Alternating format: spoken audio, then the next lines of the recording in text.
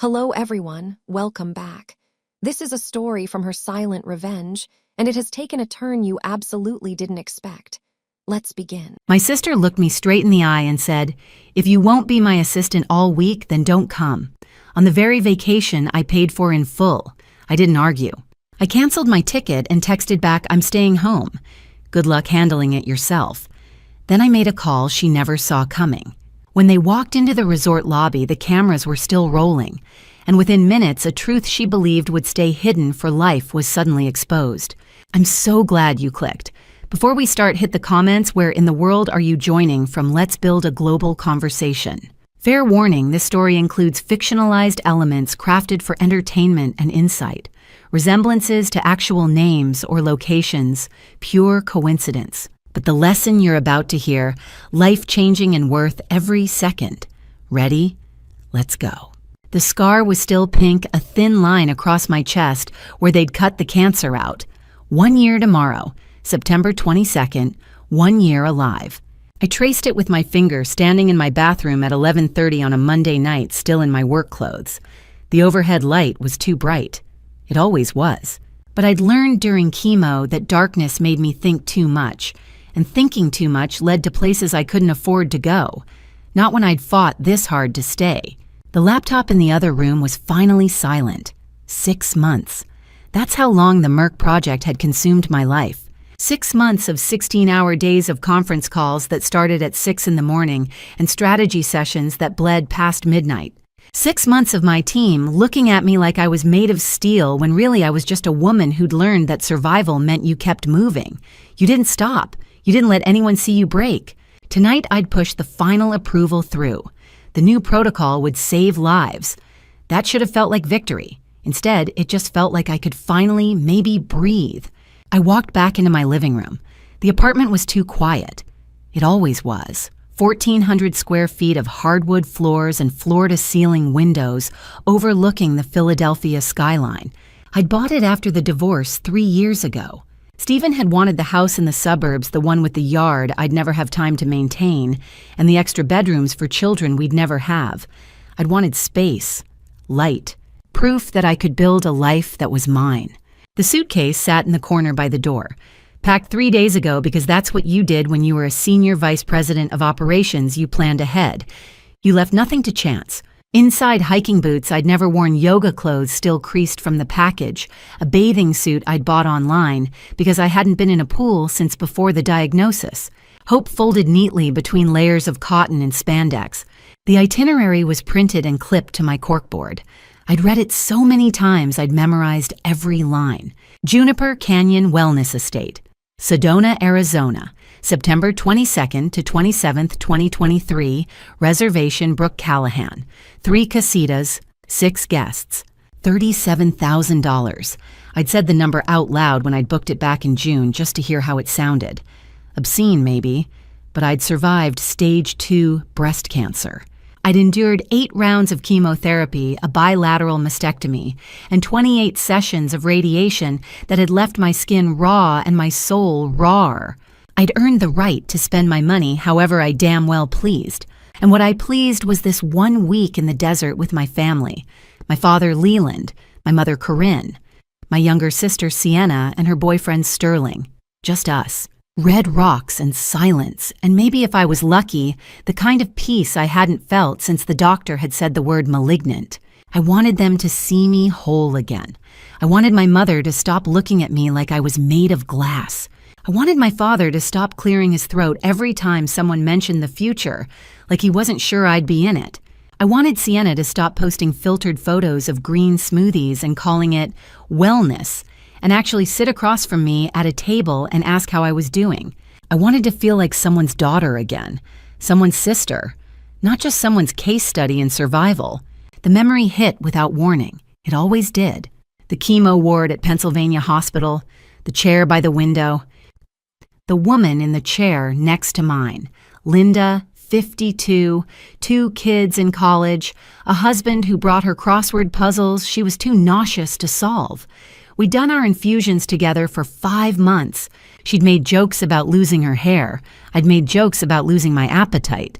We'd promised we'd get margaritas together when it was over somewhere with an ocean view and waiters who didn't know the word prognosis.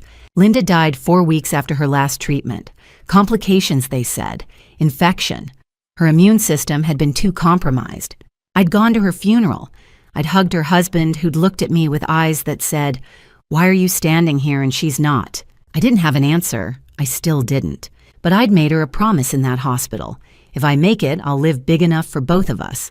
This trip was part of that. This obscene, overpriced, desperately hopeful trip. My phone buzzed on the coffee table. I looked at the screen. Sienna calling. My stomach tightened. Sienna didn't call this late unless she wanted something. And when she wanted something, the conversation always started the same way. Casual light, as if we were the kind of sisters who talked every day. Then came the ask. The favor. That you're so good at this, or you have the money anyway, or it would mean so much to Mom and Dad. I should have let it go to voicemail. I should have poured myself a glass of wine, taken a sleeping pill, and dealt with whatever this was in the morning when I had the armor of daylight and a full 8 hours of sleep. But I didn't. Because I was her older sister. Because I'd raised her when our parents worked double shifts to keep the lights on.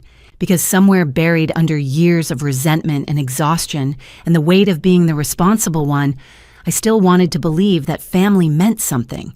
I picked up the phone. "Hey," I said. "Brooke." Her voice was too bright, too cheerful for 11:45 on a Monday night. "Oh my God, I'm so glad you answered. I thought you'd be asleep." "Just finished work." "Still, Jesus, Brooke, you need to take care of yourself." I pressed my lips together. Sienna, who hadn't held a full-time job in 3 years, was lecturing me about self-care. "What's up?" I asked. There was a pause. Not long. Just enough for me to hear the shift in her tone, the way she did when she was gearing up for something. "So," she said, "I wanted to talk to you about the trip." And there it was, that edge, the one that meant she wanted something. I should have hung up then. Sienna didn't ask, she never did. She announced. "So," she said, her voice sliding into that tone she used when she'd already decided how things would go. "I'm bringing a few people with me to Sedona. Like 6 of my content creator friends. We're doing this whole wellness retreat thing, filming for our channels. You know, it's going to be so beautiful with the red rocks and everything. Very on brand." I stood up from the couch, started pacing. The hardwood floor was cold under my bare feet. "Wait," I said. "You're bringing 6 people, Sienna. I booked 3 casitas. There are already 6 of us." "Oh, it's fine," she said, steamrolling over me the way she always did. "We'll figure out the sleeping arrangements. The place is huge, right? You said it had like a main lodge or whatever. We can use the common areas for filming. That's actually why I'm calling. I need you to help out a little during the days." I stopped walking. "Help out how?" "Just like assistant stuff. Hold the ring light, manage the props, make sure nobody walks into frame during the good shots. Maybe run to Whole Foods if we need anything." "Oh, and there's this legal thing. The resort needs a waiver signed for commercial filming. Since it's in your name, you'll have to sign it." My jaw tightened. "Sienna, this is a family vacation. I didn't pay $37,000 so you could turn it into a film set." "It's not a film set," she said, and I could hear the eye roll in her voice. "It's content. And honestly, Brooke, you're just going to be resting anyway, right? Like, what were you planning to do all week? Read, get massages. This is my career opportunity. I have a chance to collab with some really big names in the wellness space. This could change everything for me." A man's voice murmured something in the background. I couldn't make out the words, but the cadence was familiar, that low, smooth tone guys used when they were coaching someone through a script. "Who's that?" I asked. "Sterling. He's helping me plan the content strategy. He's really good at this stuff, Brooke. He knows what works." Sterling. Her boyfriend of 6 months. The one she'd posted exactly 3 photos of on Instagram, all of them filtered to hell and back. I'd never met him. She'd never offered to introduce us. "Sienna, I'm not signing a commercial waiver, and I'm not spending my vacation being your assistant." There was a pause. Then her voice shifted, less bright, more sharp. "Okay, so you're really gonna be like this. Be like what?" "Selfish." The word hit like a slap. "I'm selfish," I repeated slowly. "I paid for this entire trip. The resort, the flights, Yeah, and you make like what, $300,000 a year, you can afford it. I'm trying to build something, Brooke. I'm trying to create a life for myself. Not all of us got the fancy degree in the corner office. Some of us have to work harder.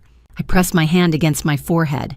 The migraine that had been threatening all day was starting to claw its way through my skull. "You want me to work?" I said. "On my vacation. The vacation I'm paying for." "It's not work," she said, her voice dripping with exasperation. "It's helping family. God, Brooke, this is exactly why Mom always says you don't understand what it's like to really struggle. You've had everything handed to you. Handed to me." My voice cracked. I hated that. Hated that she could still do this to me. I put myself through grad school. I worked 2 jobs while I got my MBA. I've been at Merck for 15 years, Sienna. Nobody handed me a goddamn thing. "Yeah, well, not all of us have your discipline, okay?" She said it like it was an insult. Some of us are creative. Some of us need space to explore and grow. And right now, I need this. I need you to just be cool about it. Sterling's voice murmured again. I caught the words, "Just tell her." "Tell me what?" I asked. Sienna sighed. "Look, if you're not going to help, then maybe you just shouldn't come." I went very still. "Excuse me." "I mean it. If you're going to make this difficult, if you're going to ruin the vibe, then just stay home. We'll go without you. I'll explain to Mom and Dad that you had to work or something. It's not a big deal." My mouth opened, closed. For a second, I couldn't find words. This was the trip I'd planned, the trip I'd paid for. The trip that was supposed to be about healing, about family, about proving to myself that I was still here, still whole, still worth the space I took up in the world. And she was uninviting me. "You're uninviting me," I said out loud just to make sure I'd heard her right. "I'm not uninviting you," she said, her tone shifting back to that fake patience. "I'm just saying, if you're going to have this attitude, it's going to ruin everything. So maybe think about what's more important, your ego or your family." I laughed. It came out sharp and bitter. "My ego." "I have to go," Sienna said. "Sterling and I have a call with one of the sponsors in 5 minutes. Just think about it. Okay, I'll text you the details for the waiver thing tomorrow." Sienna. "Love you, sis." The line went dead. I stood there in the middle of my living room phone pressed to my ear, listening to the silence where her voice had been. Then I did something I almost never did. I threw the phone. It hit the couch cushion, not satisfying enough. I wanted to hear it shatter. I wanted to hear something break that wasn't me. My chest was tight, my hands were shaking, and that edge of panic I'd learned to recognize during chemo was starting to creep in. The feeling that the walls were closing in, that I couldn't breathe. That nothing I did mattered because cancer or sisters or life itself would just keep taking and taking and taking until there was nothing left. I pressed the heels of my hands against my eyes. "Breathe. Count to 4. Exhale." My therapist's voice in my head. The coping mechanisms I'd learned when the fear got too big. But this wasn't fear. This was rage. My phone buzzed from the couch. Once, twice, 3 times. I walked over, picked it up. 17 new messages in the family group chat. "Mom, Sienna just called. She's so excited about the trip. Did she tell you about the content retreat idea? So creative." "Dad. Your sister is really stepping up, building a business. You should support her. Sienna, love you guys. Can't wait for this week." I scrolled up. There were more. Messages from an hour ago while I'd still been at work, completely unaware that my vacation was being hijacked. "Sienna, hey fam, quick heads up. I'm bringing a few friends to the resort. We're going to create some amazing content. Brooke's going to help with the filming logistics since she's not doing much this week anyway. So excited to collaborate as a family. Mom, that's wonderful, honey. Dad sounds great. Sienna Brooke's being a little weird about it, but I'm sure she'll come around. She always does." My vision blurred. They'd already decided, all of them, before she'd even called me. My phone buzzed again, a new message. "Mom, Brooke, call me. Let's talk about this like adults." I stared at the screen. Then I opened my laptop. 17 messages, all against me. I couldn't sit still. Couldn't stay in that living room with the laptop screen glowing and the silence pressing in. So I went to the kitchen, turned on every light, pulled out the dish soap and the sponge and started scrubbing the counter that was already clean. My hands needed something to do. Otherwise, they'd shake. It was 12:03 in the morning, Tuesday now, the day that was supposed to bring me closer to my trip to healing to family. Instead, I was reading a group chat that felt like a firing squad. I read them again, all 17. Mom Sienna just called. She's so excited about the trip. Did she tell you about the content retreat idea? So creative. Dad, your sister is really stepping up. Building a business. You should support her. The ones from earlier before Sienna had even called me. Sienna. Hey fam, quick heads up. I'm bringing a few friends to the resort. We're going to create some amazing content. Brooke's going to help with the filming logistics since she's not doing much this week anyway. So excited to collaborate as a family. Mom, that's wonderful, honey. Dad sounds great. Not doing much this week. I scrubbed harder. The sponge squeaked against the granite. I'd been planning this trip for 3 months. I'd researched resorts for weeks. I'd coordinated schedules, booked flights, arranged transportation. I'd made sure the resort had the right bedding for Dad's back, made sure the kitchen was stocked with Mom's herbal teas, made sure there were activities that didn't require too much walking because Corinne's knees weren't what they used to be. Not doing much. My phone buzzed. I looked down. Mom, Brooke, we need to talk about this. Sienna is very upset. Then another. Dad, your mother is right. Call us now. I dried my hands, picked up the phone. Before I could decide whether to respond, it rang. Dad. I should have let it go to voicemail. I knew what was coming. I'd heard it my whole life, that tone, that expectation, that certainty, that if he just spoke loudly enough, I'd fall in line. But I answered anyway. Hello. Brooke. His voice was already tight.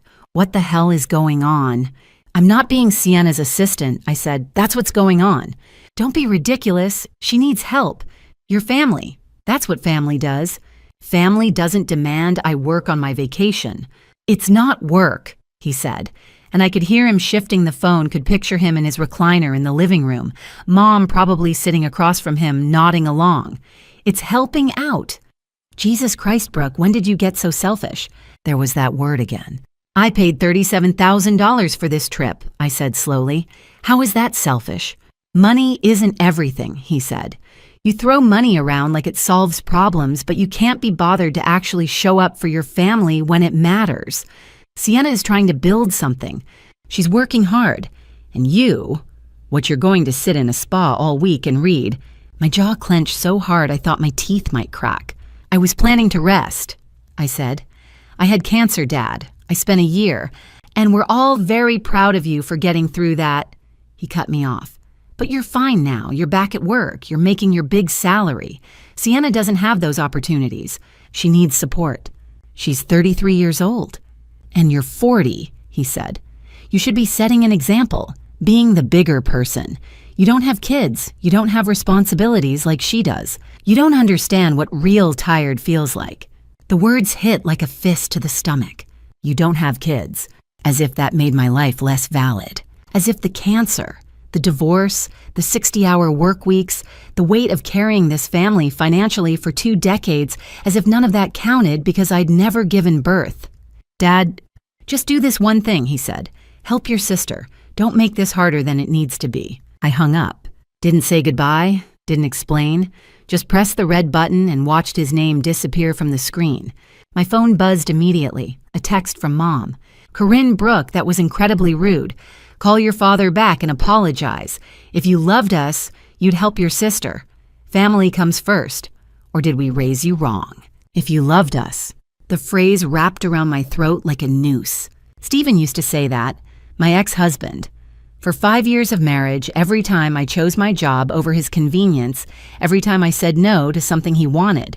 If you loved me, you'd cancel that work trip. If you loved me, you'd quit and stay home. Love as leverage. Love as a weapon. I divorced him 3 years ago. Thought I'd left that behind. But here it was again. Different voices, same script. I threw the phone. This time I aimed for the tile floor. It hit with a satisfying crack. The screen spiderwebbed but didn't shatter. Not enough. I wanted to scream. Wanted to break every dish in the cabinet. Wanted to drive to my parents' house and shake them until they really saw me as something other than a checkbook with a pulse. Instead, I pressed my hands flat on the counter and tried to breathe. In for 4, hold for 4, out for 4. The therapist's voice in my head. The coping mechanism I'd learned after Stephen, after the chemo, after every time the world got too big and I got too small. But my hands were shaking, my chest was tight, and the rage I'd been holding back was clawing its way up my throat like something alive. I screamed, not words, just sound. Raw and jagged and loud enough that my neighbors probably heard it through the walls. It didn't help. I sank down to the floor, pressed my back against the cabinet. Let the tears come. They didn't ask how I was doing. Not once in that entire group chat.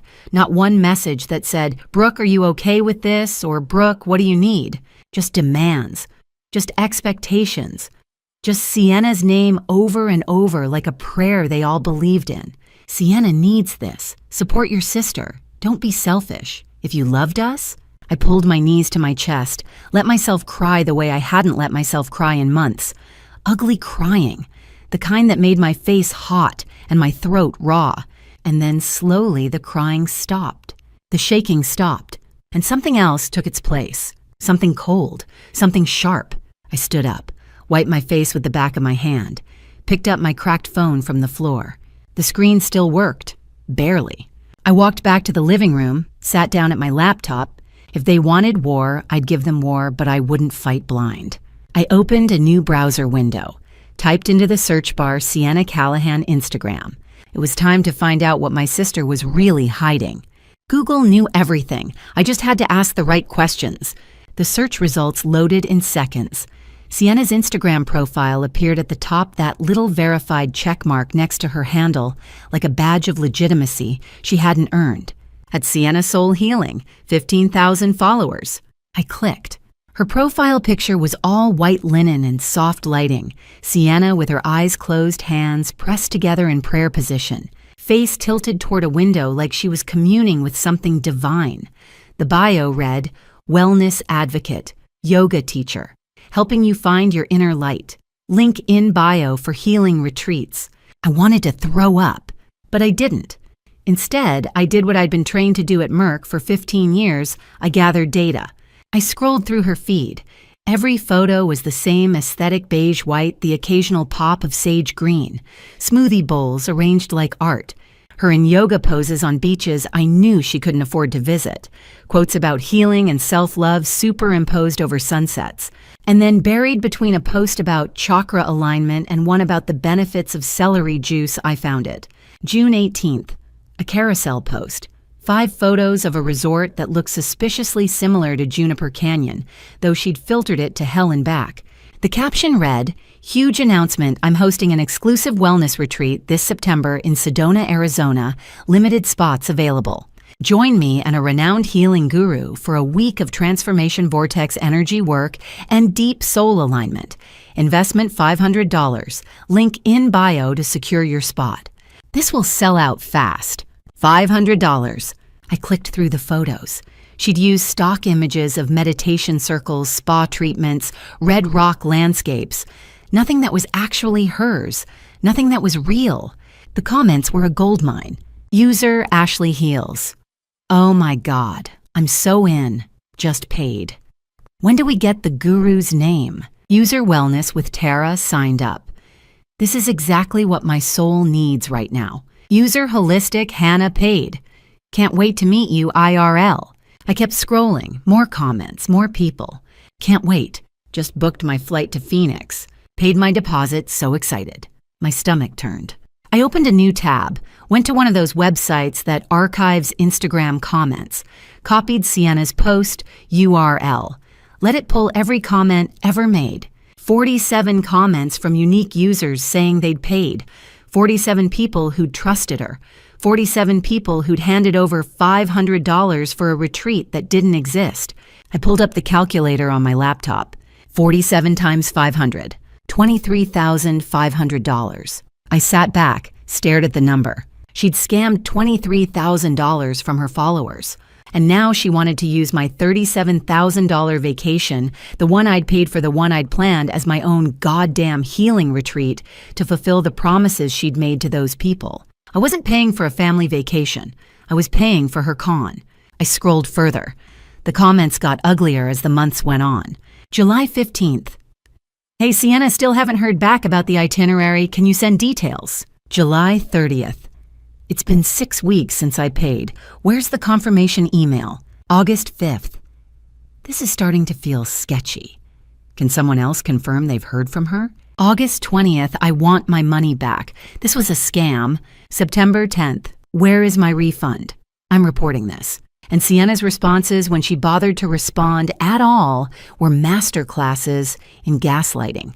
So sorry for the delay. The guru requested we keep their identity private until closer to the date for energetic protection. Trust the process. I'm getting so many DMs. Give me time to respond to everyone. Sending love and light. Refunds are against our policy as stated in the terms. This is about commitment to your healing journey. She'd posted those responses 2 weeks ago, right around the time she'd started talking about bringing her content creator friends to my resort. There were no content creator friends. There were 47 people she'd scammed who were expecting a retreat she couldn't deliver. Unless she used mine. I opened another tab, LinkedIn. Sterling Blake. His profile loaded. Professional headshot, sharp suit, confident smile, the kind of smile that belonged on a billboard for a Ponzi scheme. Headline cryptocurrency investment consultant, helping clients maximize returns through innovative blockchain strategies. Location Warren, Nevada. Education Harvard Business School MBA, Stanford University BA Economics. I clicked on Stanford. The page loaded to a generic university logo, no verification, no year, no details. Fake. I went back to Google, typed Sterling Blake Warren, Nevada. The first result that came up wasn't LinkedIn. It was a warrant. Nevada State Court System. Public records, case number visible right there in the search preview. I clicked. Sterling James Blake, age 35, wanted for wire fraud and securities fraud in connection with a cryptocurrency investment scheme. 23 victims. $340,000 in losses. Warrant issued June 9, 2023. 3 months ago, I read it twice, then a third time. My sister was dating a wanted fugitive, a con artist, a man who'd stolen nearly $250,000 from people who'd trusted him, and she'd brought him into my family, was planning to bring him on my trip. I went back to Instagram, looked at the 3 photos she'd posted of Sterling, all of them carefully cropped faces turned away from the camera captions vague. My partner in crime, one of them said with a laughing emoji.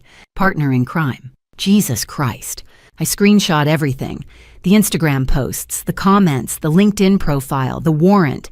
Saved them all to a folder on my desktop labeled evidence. Because that's what this was now. Not a family vacation. Not even a conflict. A crime. Sienna wasn't just entitled, wasn't just manipulative, she was a criminal, actively scamming people, and she wanted me to be complicit in it. Wanted me to sign a waiver to use my resort to help her pull off a con that had already stolen $23,000 from people who couldn't afford to lose it. My hands were steady now. The rage from earlier had burned itself out, leaving something colder, sharper. I pulled up a new tab, started making a list. 47 victims, $23,000 stolen, 1 boyfriend with an active warrant, 1 sister who thought I was too stupid or too soft to figure it out. She'd miscalculated, because I wasn't soft. I was a senior vice president of operations at one of the largest pharmaceutical companies in the country.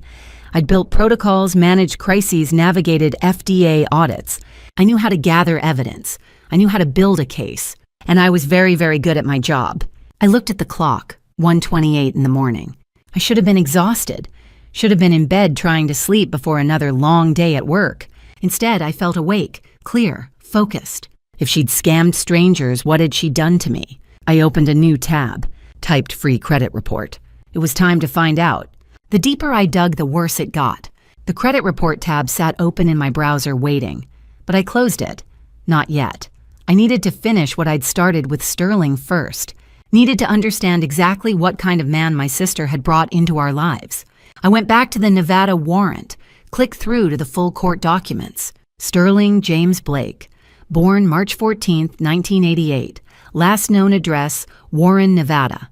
The charges were laid out in bureaucratic language that couldn't quite hide the scope of what he'd done. Wire fraud, securities fraud, money laundering. Between January and May of this year, Sterling had operated a cryptocurrency investment fund called Apex Digital Holdings. He'd promised clients returns of 30 to 40% annually through proprietary blockchain trading algorithms, and he'd stolen every dollar they'd given him. 23 victims were named in the warrant. I scrolled through the list. Patricia Gomez, age 67, retired teacher, lost $72,000 her entire retirement savings. The list went on and on.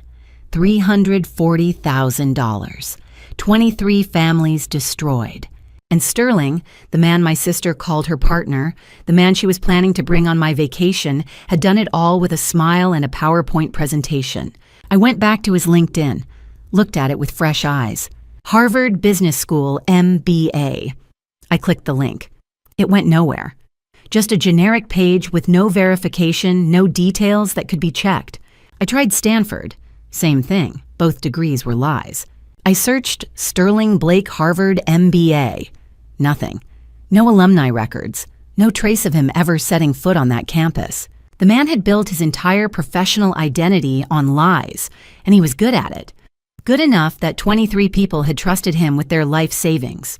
I sat back, rubbed my eyes. Did Sienna know? Did she know her boyfriend was wanted by the police? I wanted to believe she was stupid, not criminal. But the Instagram scam sat open in another tab, 47 people asking for refunds that would never come, and I couldn't make myself believe she was innocent. She knew, she had to know. I pulled up Instagram again, went back to Sienna's post about the retreat, scrolled through all 47 comments from people who'd paid. Most of them were women, mid-20s to mid-40s, yoga teachers, wellness coaches. Women who'd probably scraped together $500 they couldn't really afford because they believed in Sienna's message about healing. Women who'd trusted her. I kept scrolling looking for something, a pattern, a clue, someone who'd seen through the con. And then I found it. A comment from 3 weeks ago, August 27th. Quinn Mercer, red flags here. Guru's name still not released. No detailed itinerary 3 weeks out. I've worked with retreat organizers before, and this isn't standard. DM me if anyone else is getting suspicious. I clicked on Quinn's profile. Fitness influencer looked like. 38,000 followers. Posts about weightlifting nutrition. Her bio said she was based in Denver. She'd seen it. She'd known something was wrong. I checked if Sienna had responded to her comment. She hadn't. She'd just ignored it. I screenshot Quinn's comment, added it to my evidence folder. Then I went through every single comment on that post, screenshot the ones from people who'd confirmed payment, screenshot the angry ones demanding refunds, screenshot Sienna's gaslighting responses. By the time I was done, I had 63 screenshots organized in a folder. I leaned back, looked at the clock. 2:17 in the morning. I should have been exhausted. Instead, I felt sharp, focused, clear. This wasn't just about me anymore. It wasn't even just about my family. It was about 47 people who'd been scammed, 23 families Sterling had destroyed, 70 people who'd trusted the wrong person and lost money they couldn't afford to lose. I couldn't give them their money back, but I could give them something else. Justice. I pulled up a new document, started typing. Victim list, Instagram scam. 47 confirmed via comments. Total stolen $23,500. Evidence screenshots, archived comments. Contact Quinn Mercer. First to call out scam publicly, I saved it. Added it to the evidence folder. Then I opened my email, started a draft. Subject Sienna Callahan, wellness retreat scam. I stopped, stared at the cursor. Was I really going to do this? Report my own sister. I thought about Patricia Gomez. $72,000. Her entire retirement. I thought about the woman who'd commented, just paid, "This is exactly what my soul needs right now." If I stayed silent, 47 people would never see their $500 again. Sterling would keep running. Sienna would keep scamming. I saved the draft, closed my laptop. I wasn't ready to send it yet, but I was ready for something else. I picked up my phone, opened Instagram, found Quinn Mercer's profile again. I'd message her in the morning. Not now, it was past 2 in the morning. I needed to think about what to say, how to explain that I was Sienna's sister, but I wasn't on her side. I set my phone down, I should have felt guilt, fear, grief for what I was about to do to my family, but I didn't. I just felt cold, determined. I'd spent 20 years being the good daughter, the responsible one, the one who paid for things and fixed things and kept the peace at any cost. And what had it gotten me? A sister who was a con artist, parents who saw me as an ATM, a vacation that had been hijacked before I'd even known it was under attack. No more. I opened my laptop one more time, went back to the search bar. I deferred the credit report check, told myself I'd finish with Sterling first.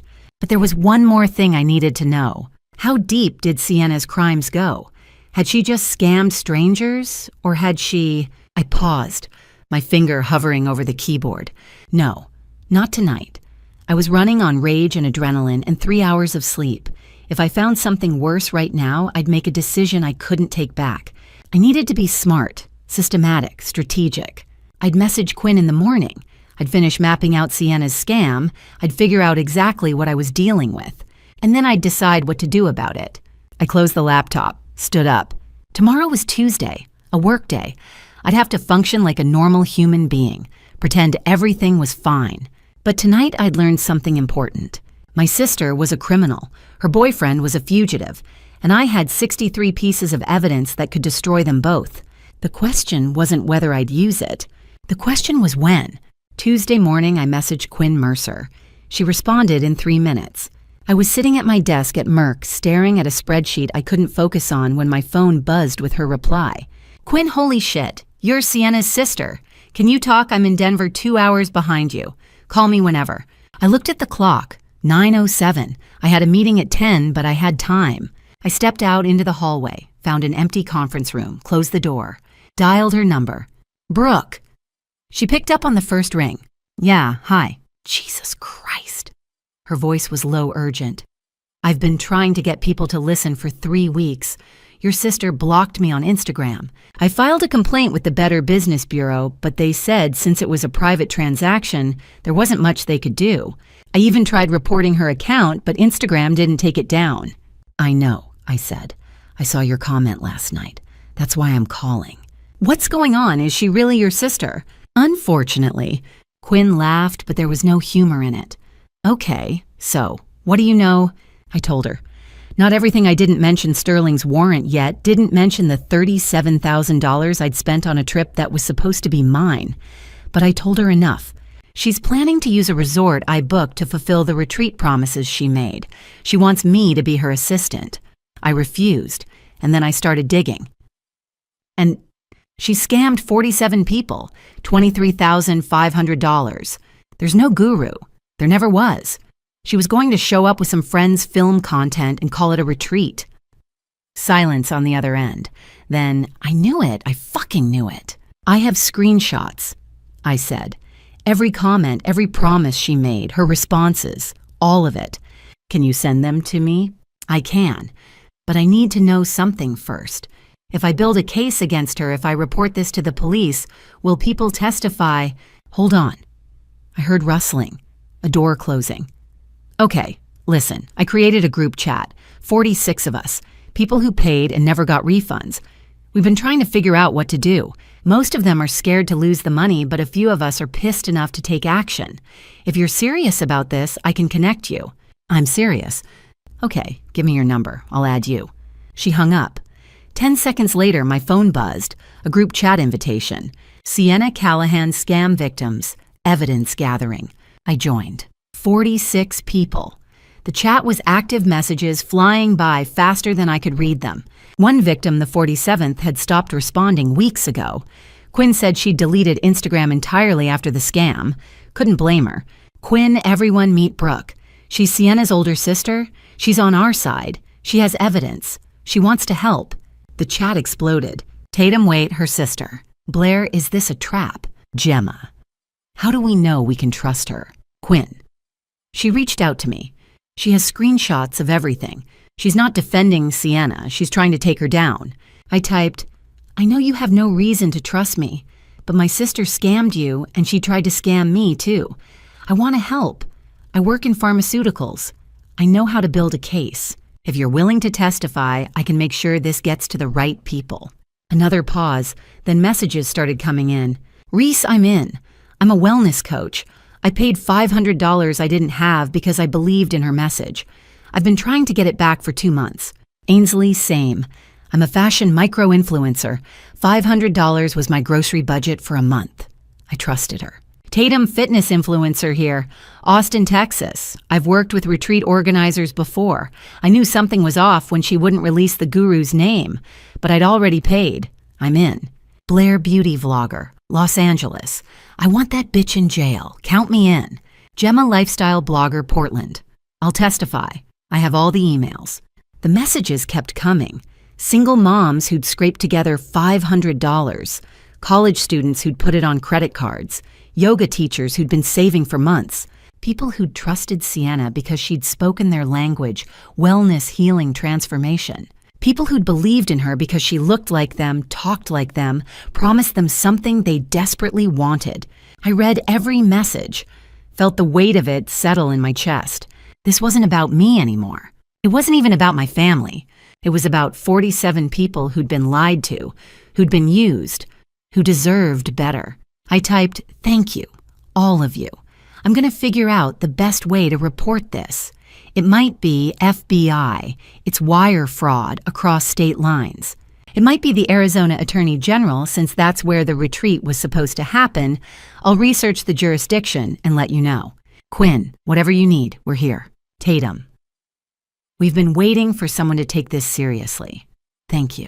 I closed the chat, sat back in the conference room chair. My hands were shaking, not from fear, from something else, purpose. For the first time since Sienna's phone call 2 nights ago, I didn't feel lost. I didn't feel like I was drowning in family dysfunction and impossible choices. I felt clear. I had 47 witnesses. I had evidence. I had a list of victims who were ready to fight. I wasn't canceling the trip. I was building a federal case. I picked up my phone, opened my calendar. Friday, September 22nd, 4 days away. By then, I'd have a plan. I'd have the FBI on speed dial. I'd have everything lined up so that when Sienna showed up at that resort, expecting me to hand her my vacation on a silver platter, she'd walk straight into a trap. I stood up, straightened my blazer, walked back to my desk. My coworker looked up. You okay? You've been gone a while. Yeah, I said. Just a family thing. I sat down, opened my laptop, pulled up the spreadsheet I'd been pretending to work on, but my mind was somewhere else. I was thinking about Patricia Gomez, the 67-year-old teacher who'd lost her retirement to Sterling scam. I was thinking about the woman who'd commented on Sienna's Instagram, "This is exactly what my soul needs right now." I was thinking about Quinn and Tatum and Blair and Gemma and Reese and Ainsley and 41 other people I'd never met but who were counting on me to do the right thing. And I was thinking about Sienna, about the group text where my parents had called me selfish, about the phone call where she'd uninvited me from my own vacation.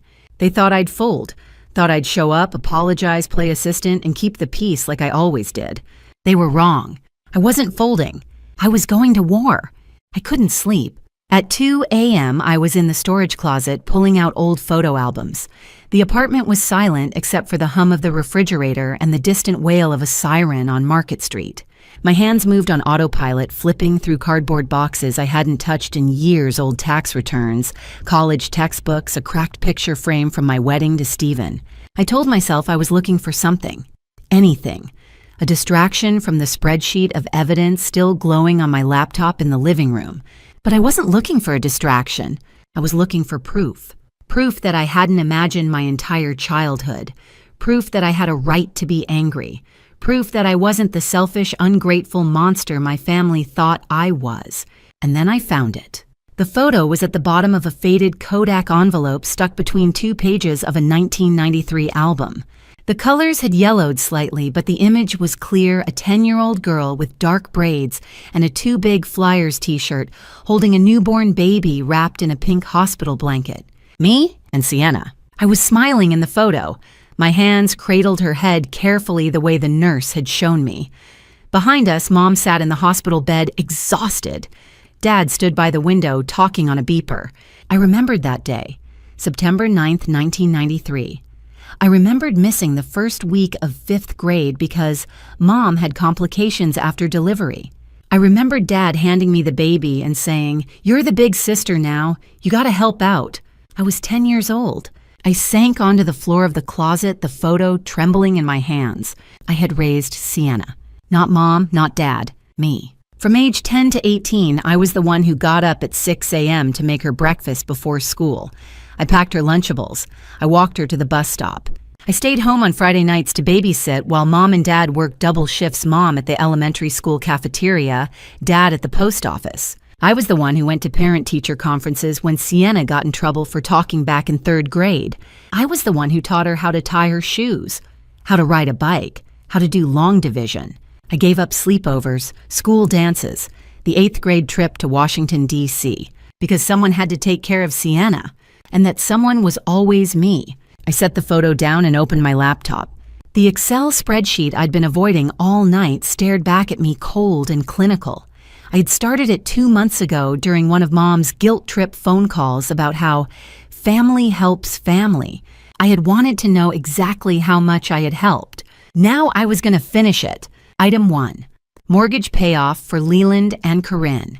$87,000 I had paid off their mortgage in 2018 when Dad retired early due to diabetes complications. They were 3 months behind. The bank was threatening foreclosure. I wired the money the same day. Item 2. Corinne's knee replacement surgery. $12,000 insurance didn't cover the full cost. I paid the co-pay and the physical therapy bills. Item 3. Car down payment for Sienna. $18,000, a brand new Honda CR-V for her 25th birthday. She totaled it 6 months later and never paid me back. Item 4. Leland's diabetes medication 2015 to 2023, $31,000. Insulin test strips, doctor visits. I set up an automatic payment plan because he kept forgetting. Item 5, emergency expenses, hospital bills, credit card debt, loans never repaid, $102,000. I stared at the total. $250,000. $250,000. Enough to buy a house. Enough to retire early. Enough to fund a decade of vacations, charity donations, a life of my own. Instead, I had given it to them. And they had taken it. Without a thank you, without a second thought. My chest tightened. I thought about Linda, my chemo roommate at Pennsylvania Hospital. 38 years old, stage 4 breast cancer. She had died 3 weeks after I went into remission. I had promised her I would live big enough for both of us. But what did that mean if I was still playing the role I'd been forced into at age 10? What did it mean if I was still the caretaker, the fixer, the ATM? I pressed my palms against my eyes, but the tears came anyway. Hot, angry, 30 years overdue. I had survived cancer. I had survived a toxic marriage to Stephen, who used the same guilt tactics my family did. If you loved me, you'd... I had survived chemotherapy, radiation, a double mastectomy, and a year of physical therapy that left me so exhausted I could barely stand. And now my family wanted me to survive being their servant, their punching bag, their backup plan. I stood up. The photo of 10-year-old me holding baby Sienna fluttered to the floor. I didn't pick it up. My voice came out raw, ripped from somewhere deep in my chest. I raised her. The words echoed in the tiny closet. I owe her nothing. I owe myself everything. I walked back to the living room, my legs shaking but steady. The laptop glowed in the dark. The evidence folder sat open: Instagram screenshots, victim testimonies, Sterling Blake's arrest warrant, the $250,000 spreadsheet. I opened my contacts list. First, I would call Helena Graves, the lawyer who had handled my divorce. She knew how to fight dirty. Then I would call the FBI, because this wasn't about a family vacation anymore. This was about justice. And on Wednesday morning, that's exactly what I did. Helena Graves had been my lawyer for 5 years. She didn't sound surprised when I said the word FBI. Start from the beginning, she said. It was 9 a.m. I was in my office at Merck, the door closed, the blinds drawn. My coffee sat untouched on the desk. I had rehearsed this conversation in my head 3 times on the drive in, but now that I was actually speaking, the words came out cold and clinical. My younger sister Sienna sold fake retreat tickets to 47 people on Instagram. $23,500 total. She's planning to use my $37,000 Sedona trip to fulfill those promises without telling me. Her boyfriend Sterling Blake is wanted in Nevada for wire fraud. There's an active warrant.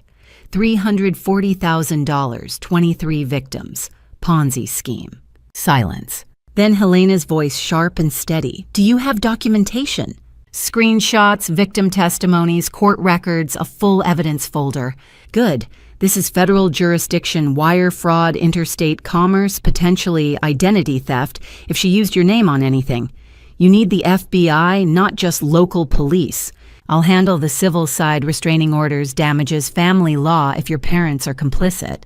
But criminal, that's the Bureau. I exhaled. Can you recommend someone? Philadelphia Field Office, White Collar Crime Division. I'll text you the number. Call them today. And Brooke. Her voice softened just barely. Don't let your family know. If they tip her off, she'll run. Sterling definitely will. I won't. Good. I'll start drafting a cease and desist and a civil complaint. We'll freeze her accounts once the FBI moves. Call me after you talk to them. The line went dead. I stared at my phone. Helena didn't do small talk. She didn't ask if I was okay, or if I was sure, or if I wanted to think about it. She just got to work. I liked that. At 11 a.m., I dialed the number Helena had sent. FBI, Philadelphia, white-collar crime. This is Agent Kowalski. The voice was brisk, mid-40s, no nonsense. My name is Brooke Callahan. I'm calling to report wire fraud, interstate fraud, and a fugitive wanted in Nevada. Go on. I went through it again.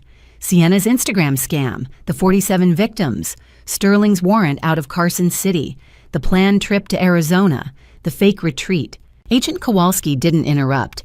I heard the faint click of keys she was typing. How many victims did you say? 47. I have their names, screenshots of payments and testimonies from 6 of them so far. The rest are willing to cooperate. And the fugitive Sterling Blake, will he be at this resort? Yes, my sister's bringing him. They think I've agreed to let them use my trip. More typing. Ms. Callahan, this falls under federal wire fraud statutes. Title 18, Section 1343. The Nevada warrant adds a fugitive charge. If your sister used interstate communication to defraud victims, that's another layer. How much time do we have? They're flying out Friday, September 22nd. The resort is Juniper Canyon Wellness Estate in Sedona. Don't cancel the trip. We'll coordinate with our Phoenix field office. If Blake's there, we can execute the warrant on site. If your sister's actively defrauding people using your reservation, that's a clean case. I'll need your evidence files. Email them to this address. She rattled off an encrypted FBI email. I wrote it down. One more thing, she said. Do not, and I mean, do not tell your family, your sister, or anyone else that you've contacted us. If they get spooked, they'll disappear. Blake especially. He's been evading Nevada authorities for 3 months. I understand. I'll call you back this afternoon. Sit tight. The line went dead. I sat back in my chair, my hands shaking. It was real now. At 2 p.m., my phone buzzed. Ms. Callahan, it's Agent Kowalski. We're in. Phoenix field office will have 2 agents at the resort Friday afternoon. We'll coordinate with resort management. Do not contact them yourself. We'll handle it. Your job is to act normal. Respond to your family. Let them think you're complying. What happens when they arrive? We wait until Blake is on site. Once he's confirmed, we execute the warrant. If your sister's actively running a scam using your reservation, we document it and make arrests. You'll need to be there to confirm identities and provide access to the reservation. I'll be there. Good. Check your email tonight. I'm sending you a secure link for evidence upload. Photos, chat logs, everything. And Ms. Callahan, yes, you did the right thing. I wasn't sure I believed her, but I said, thank you, and hung up. At 4 p.m., I made one more call. Wells Fargo Fraud Department. I'd been calling Denise Holloway every 6 months since my divorce, part of my regular credit monitoring after Stephen had tried to open a card in my name. The phone rang 3 times. Fraud investigation, this is Denise. Hi, Denise, it's Brooke Callahan. I'm calling for my quarterly check-in. Silence. Then, why are you calling? I froze. Denise's voice wasn't warm. It wasn't even neutral. It was sharp, wary. I just wanted to make sure there's no unusual activity on my accounts. I do this every few months. Right. Another pause. Let me pull up your file. Keys clicked. The silence stretched. Miss Callahan, when's the last time you checked your credit report? My stomach dropped. 2 months ago. Why, I'm seeing some flags here. You should run a full report today. What kind of flags? I can't discuss specifics over the phone. Pull your report. If you see anything you didn't authorize, call me back immediately. Denise, I have to go. Pull your report. The line went dead. I stared at my phone, my heart pounding. Flags. What the hell did that mean? I opened my laptop, typed in free credit report, but my hands were shaking too hard to click. Not now. I couldn't deal with this now. The FBI operation was in 2 days. I had to focus. I checked the credit report later. At 5 p.m., I opened the family group chat. 17 messages. Mom asking if I was okay. Dad saying I was being dramatic. Sienna posting photos of her suitcase with the caption, "Can't wait for our family healing retreat." I stared at the screen. Then I typed 3 words. "See you Friday." Sent. Within seconds, the responses flooded in. Mom, "Oh, thank goodness, sweetheart, I knew you'd come around."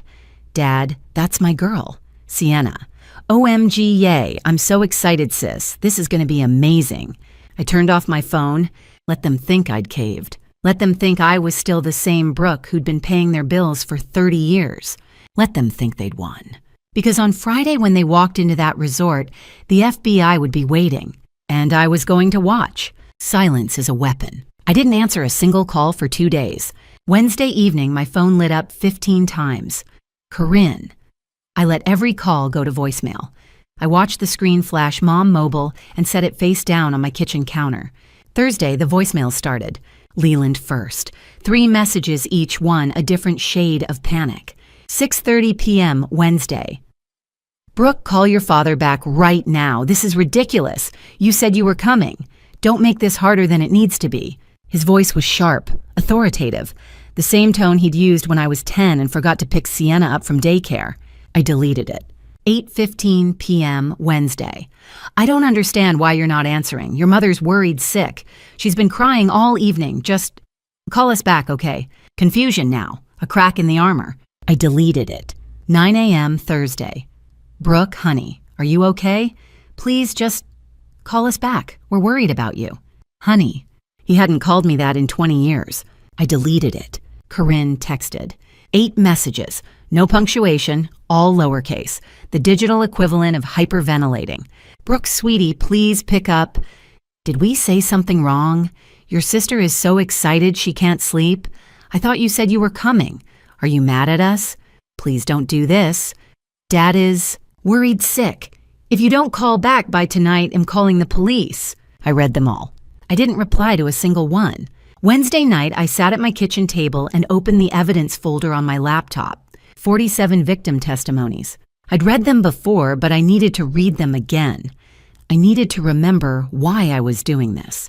Quinn Mercer, Denver, Colorado, age 38, paid $500 on June 18th. I'm a single mom. That $500 was my grocery budget for a month. I trusted her. I thought she was one of the good ones.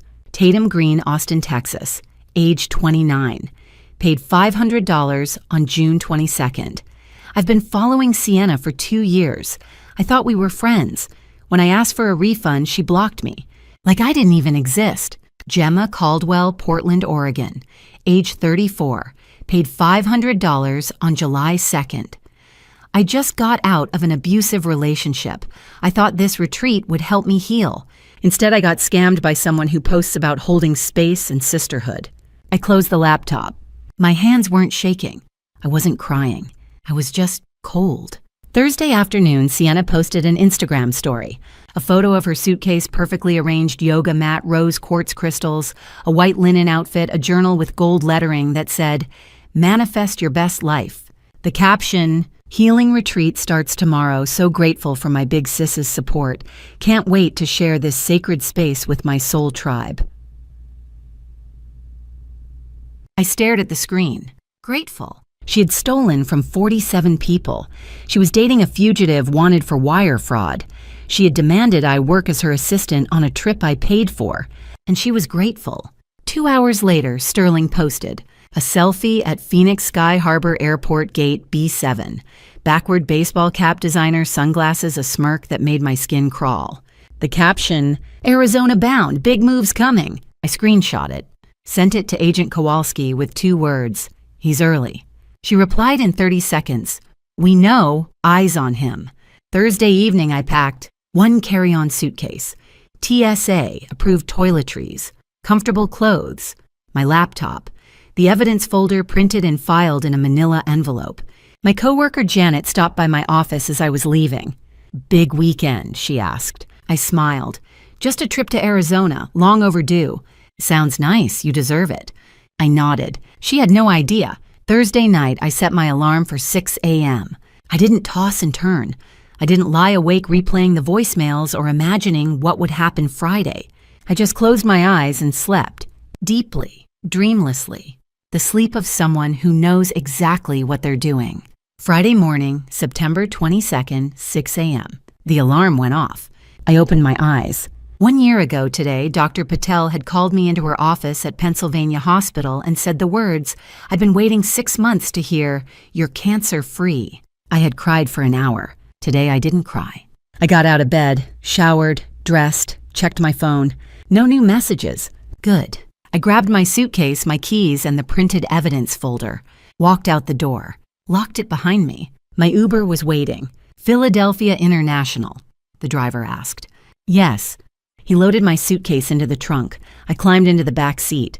As we pulled away from my apartment, I looked at my phone one last time. The family group chat was quiet. Sienna had posted one more story an hour ago, a boomerang video of her and Sterling at a coffee shop, both grinning, both holding iced lattes. The caption, "Road trip vibes with my love, Sedona. Here we come." I locked my phone, looked out the window. The sun was rising over the Schuylkill River, painting the Philadelphia skyline in shades of gold and pink. It was beautiful. 1 year ago, I had promised Linda I would live big enough for both of us. Today, I was keeping that promise. Not by letting my family use me, not by being the ATM, the caretaker, the doormat, but by standing up, by saying no, by letting the people who had hurt me and 47 strangers face consequences. September 22nd, 1 year cancer-free, and the day my family would learn what accountability looked like.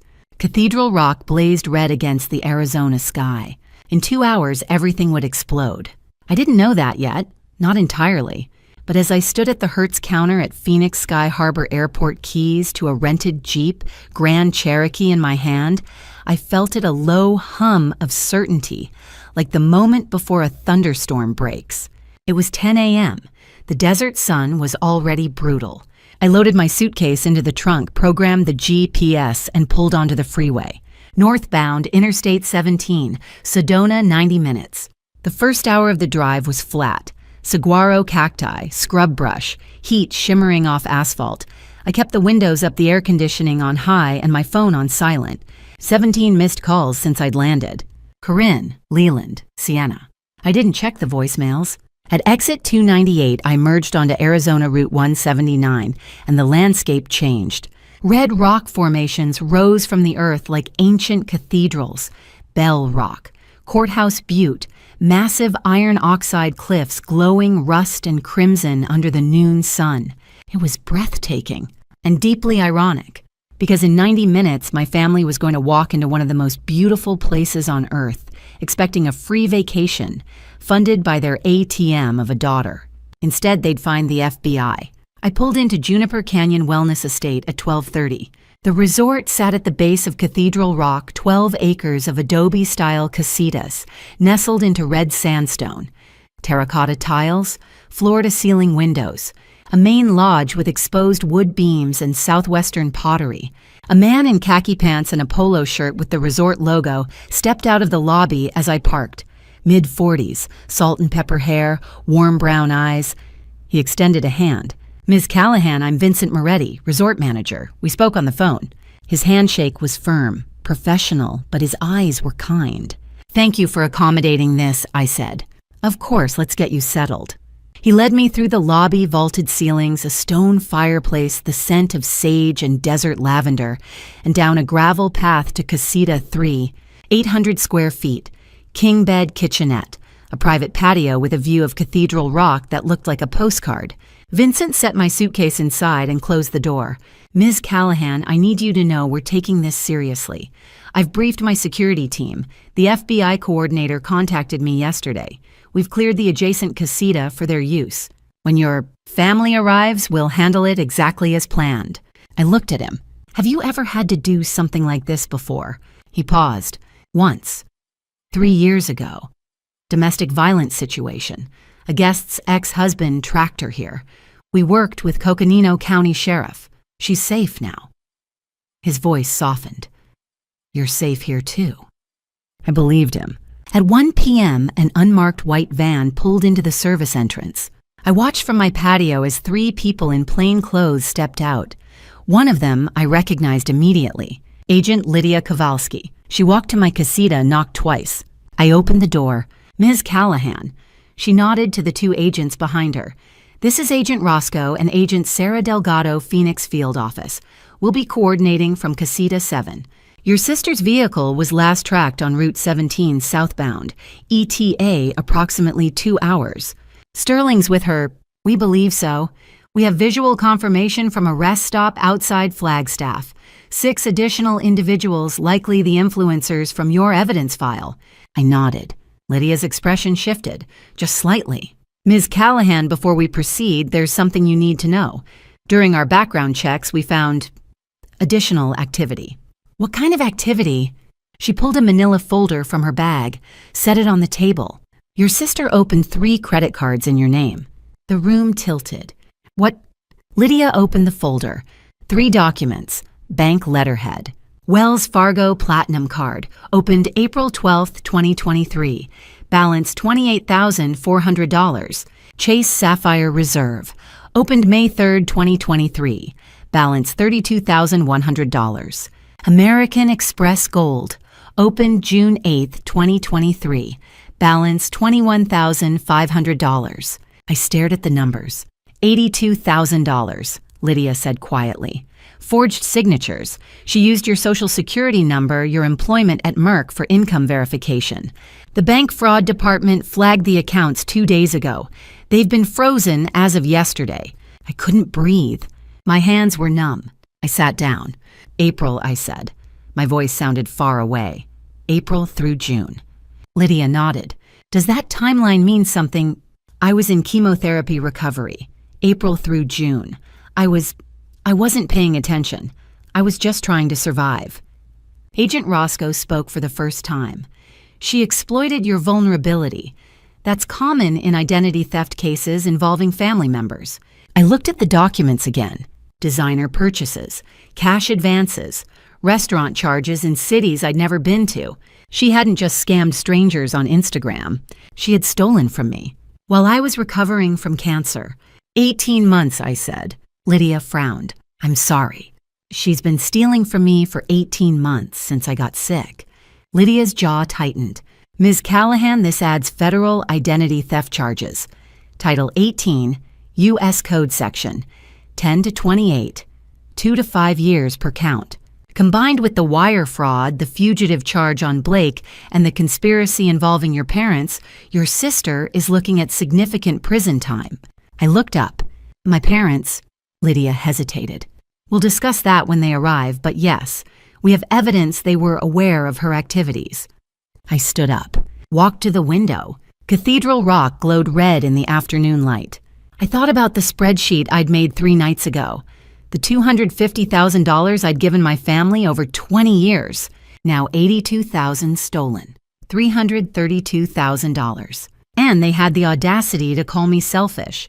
Vincent's voice crackled over the walkie-talkie on the table.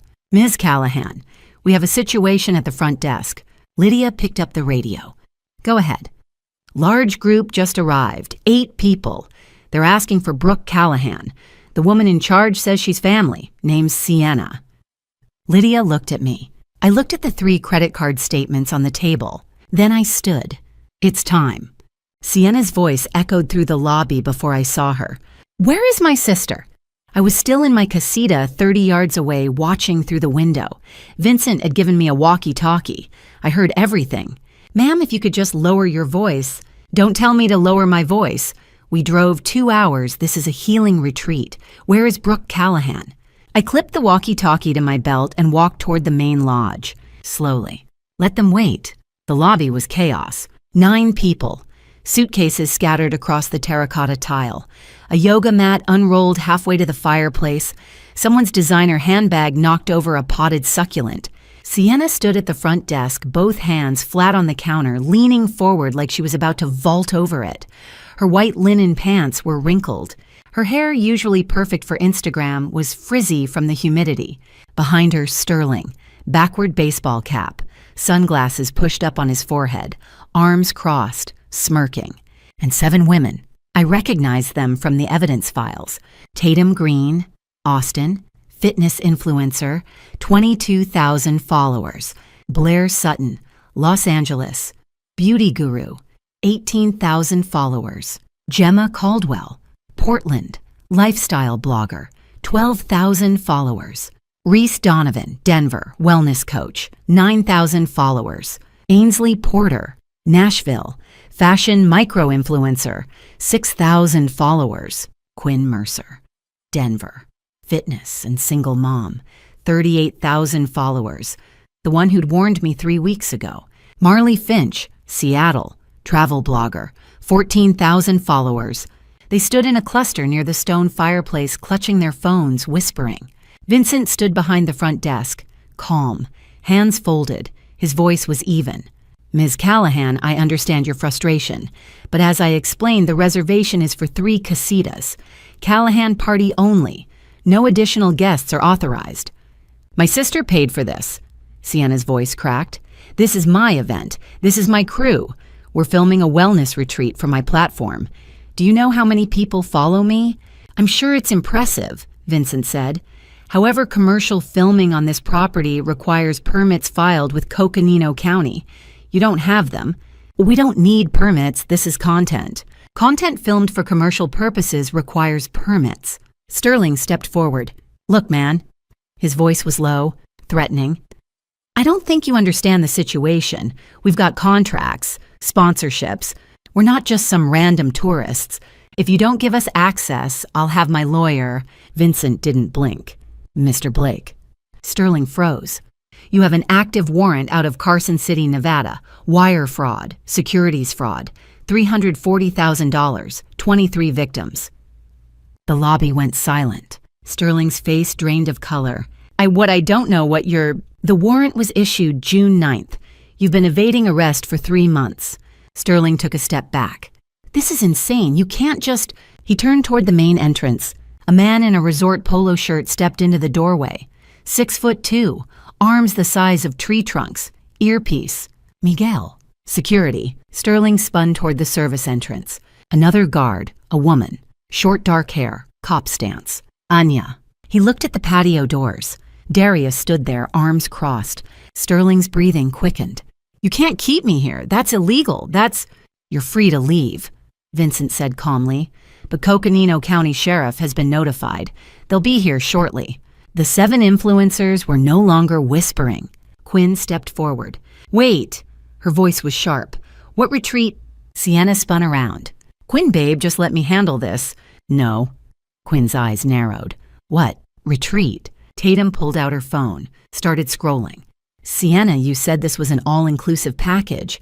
Meals, spa treatments, workshops. You said there'd be a wellness coordinator and a chef and...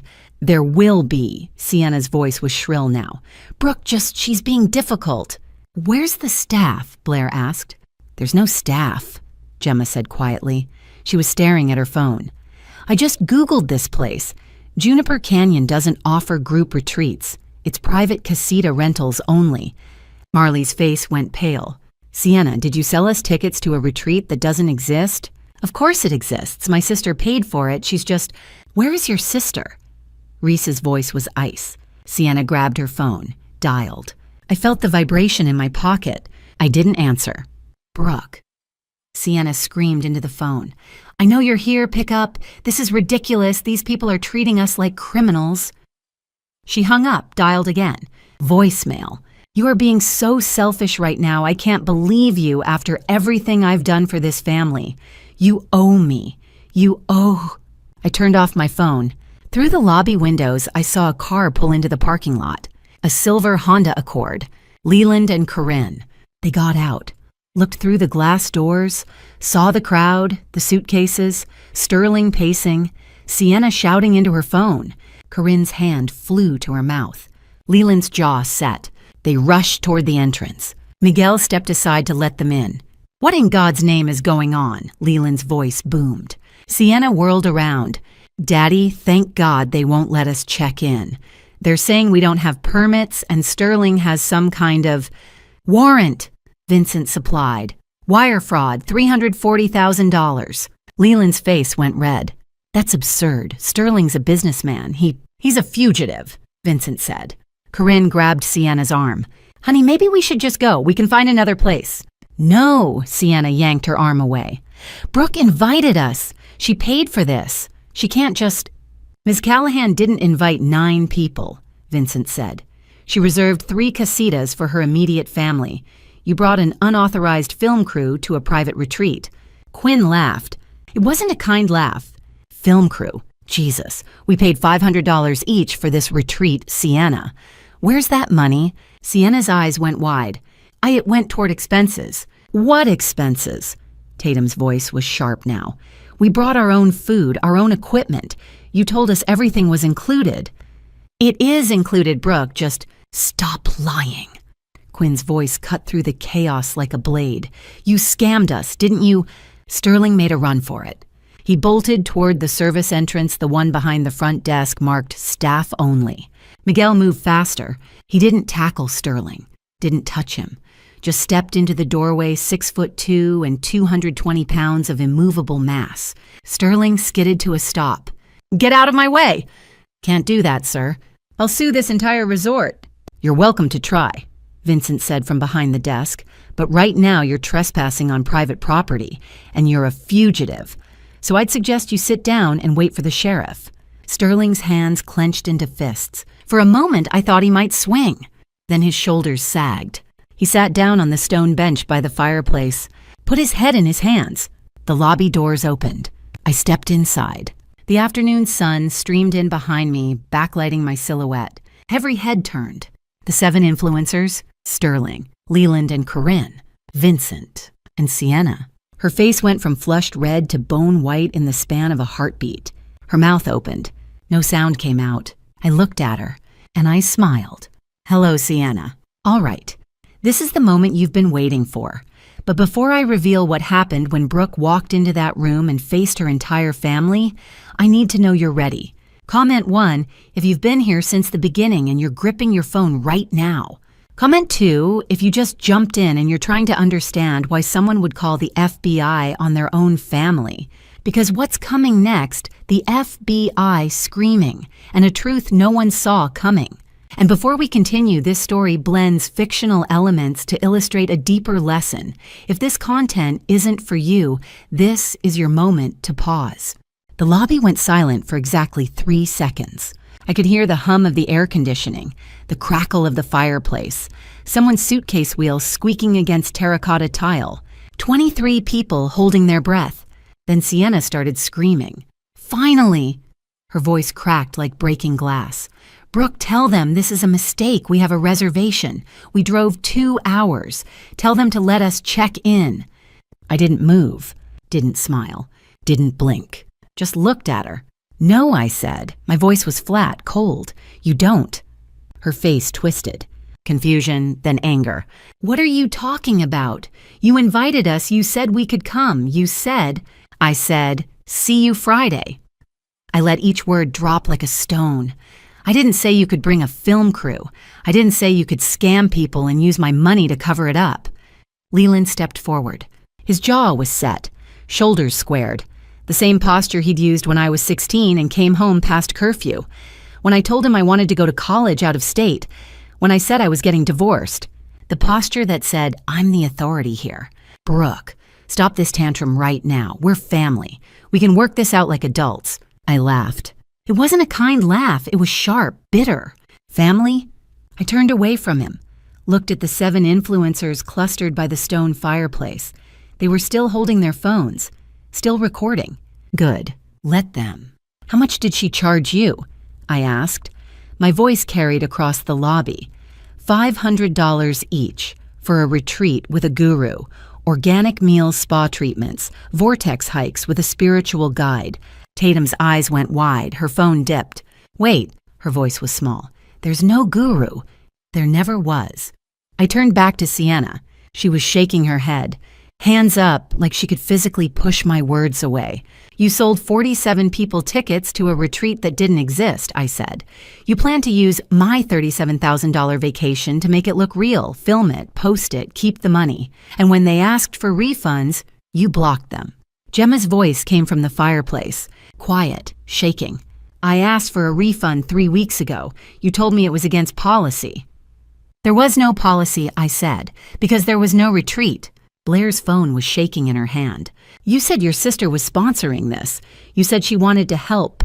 She lied, I said. Sienna's voice was shrill now. That's your lying, Brooke. Why are you doing this? Why are you trying to ruin me? I took a breath. 3 credit cards, I said. My voice didn't shake. Opened in my name. Wells Fargo, Chase Sapphire Reserve, American Express Gold, $82,000. You stole my identity for 18 months, forged my signature, used my social security number, my employment at Merck. I paused. While I was recovering from cancer, the lobby erupted. Gasps. A woman near the front desk, one of the other guests, put her hand over her mouth. Phones raised higher. Tatum backed up 3 steps. Blair whispered something to Gemma. The 6 influencers formed a half circle, away from Sienna, like she was radioactive. Quinn's voice cut through the noise, sharp, furious. You told us your sister was helping you. You said she was supporting your business. You said, she was, Sienna's voice cracked. She's being dramatic. She's always been like this. Ever since we were kids. She's jealous because I have a platform and she's just some corporate... Sterling grabbed her arm, pulled her close. His back was to me, but I saw his mouth move. Heard the whisper. The lobby was stone quiet now. Everyone heard it. You said she'd never find out. Sienna's face went white. She yanked her arm away, spun on him. Shut up, Sterling! But it was too late. The 6 influencers were already backing toward the door, phones out, recording everything. Sterling had just confessed, on camera. Leland's voice boomed across the lobby. Enough! He pointed at me. His fingers shook. Your sister made mistakes. Fine. But family forgives. You don't air this out in public. You don't humiliate people like this. We raised you better than this. I turned to face him, slowly. You didn't raise me. His face went red. Excuse me. You didn't raise me. I said again, louder. You worked double shifts and left me to raise her. I pointed at Sienna. From the time I was 10 years old, I fed her. I got her ready for school. I went to her parent-teacher conferences when you were too tired. I gave up my childhood so you could work and she could have one. Corinne stepped forward. Her hands were shaking, clasped together like she was praying. Brooke, sweetheart, that's not fair. We were doing our best. She paid you. Corinne froze. Her face drained of color. I looked at my father, then my mother. $15,000. My voice was quiet now, deadly quiet. Sienna paid you $15,000 to gaslight me, to call me selfish, to tell me I owed her this trip, to convince me I was the problem. Corinne's mouth opened. No sound came out. She didn't deny it. Leland did. That was for medical bills. You don't understand the situation. I understand perfectly. My voice was rising now, heat flooding my chest, my throat. You sold me. Your daughter, the one who survived cancer, the one who paid off your mortgage, the one who sent you money every single month for 7 years. We didn't sell you. You took $15,000 from a scammer. My voice echoed off the vaulted ceiling, from your other daughter to manipulate me. The lobby was dead silent. Even the guests at the far end, a couple checking in a woman in yoga pants holding a green smoothie, an older man reading a newspaper, had stopped moving. Everyone was staring. Corinne's face crumpled. Tears spilled down her cheeks. Her voice was barely a whisper. I thought, she needed it more. You have a career. You're stable. You're strong. You always land on your feet. I thought, I'm stable because I worked. I was shaking now, hands clenched into fists. I worked through chemotherapy. I worked through divorce. I worked while you let her steal from me. Scam people. Use me like I was nothing but an ATM. Leland took a step toward me. His finger jabbed the air between us. You ungrateful little... Something inside me snapped. I raised her. My voice cracked, shattered, echoed off the stone walls, the vaulted ceiling, the floor-to-ceiling windows. I paid your bills. I survived cancer for this. I don't owe you. I don't owe her. I don't owe you my whole life. The words tore out of me, raw, bloody. 30 years of silence ripped open.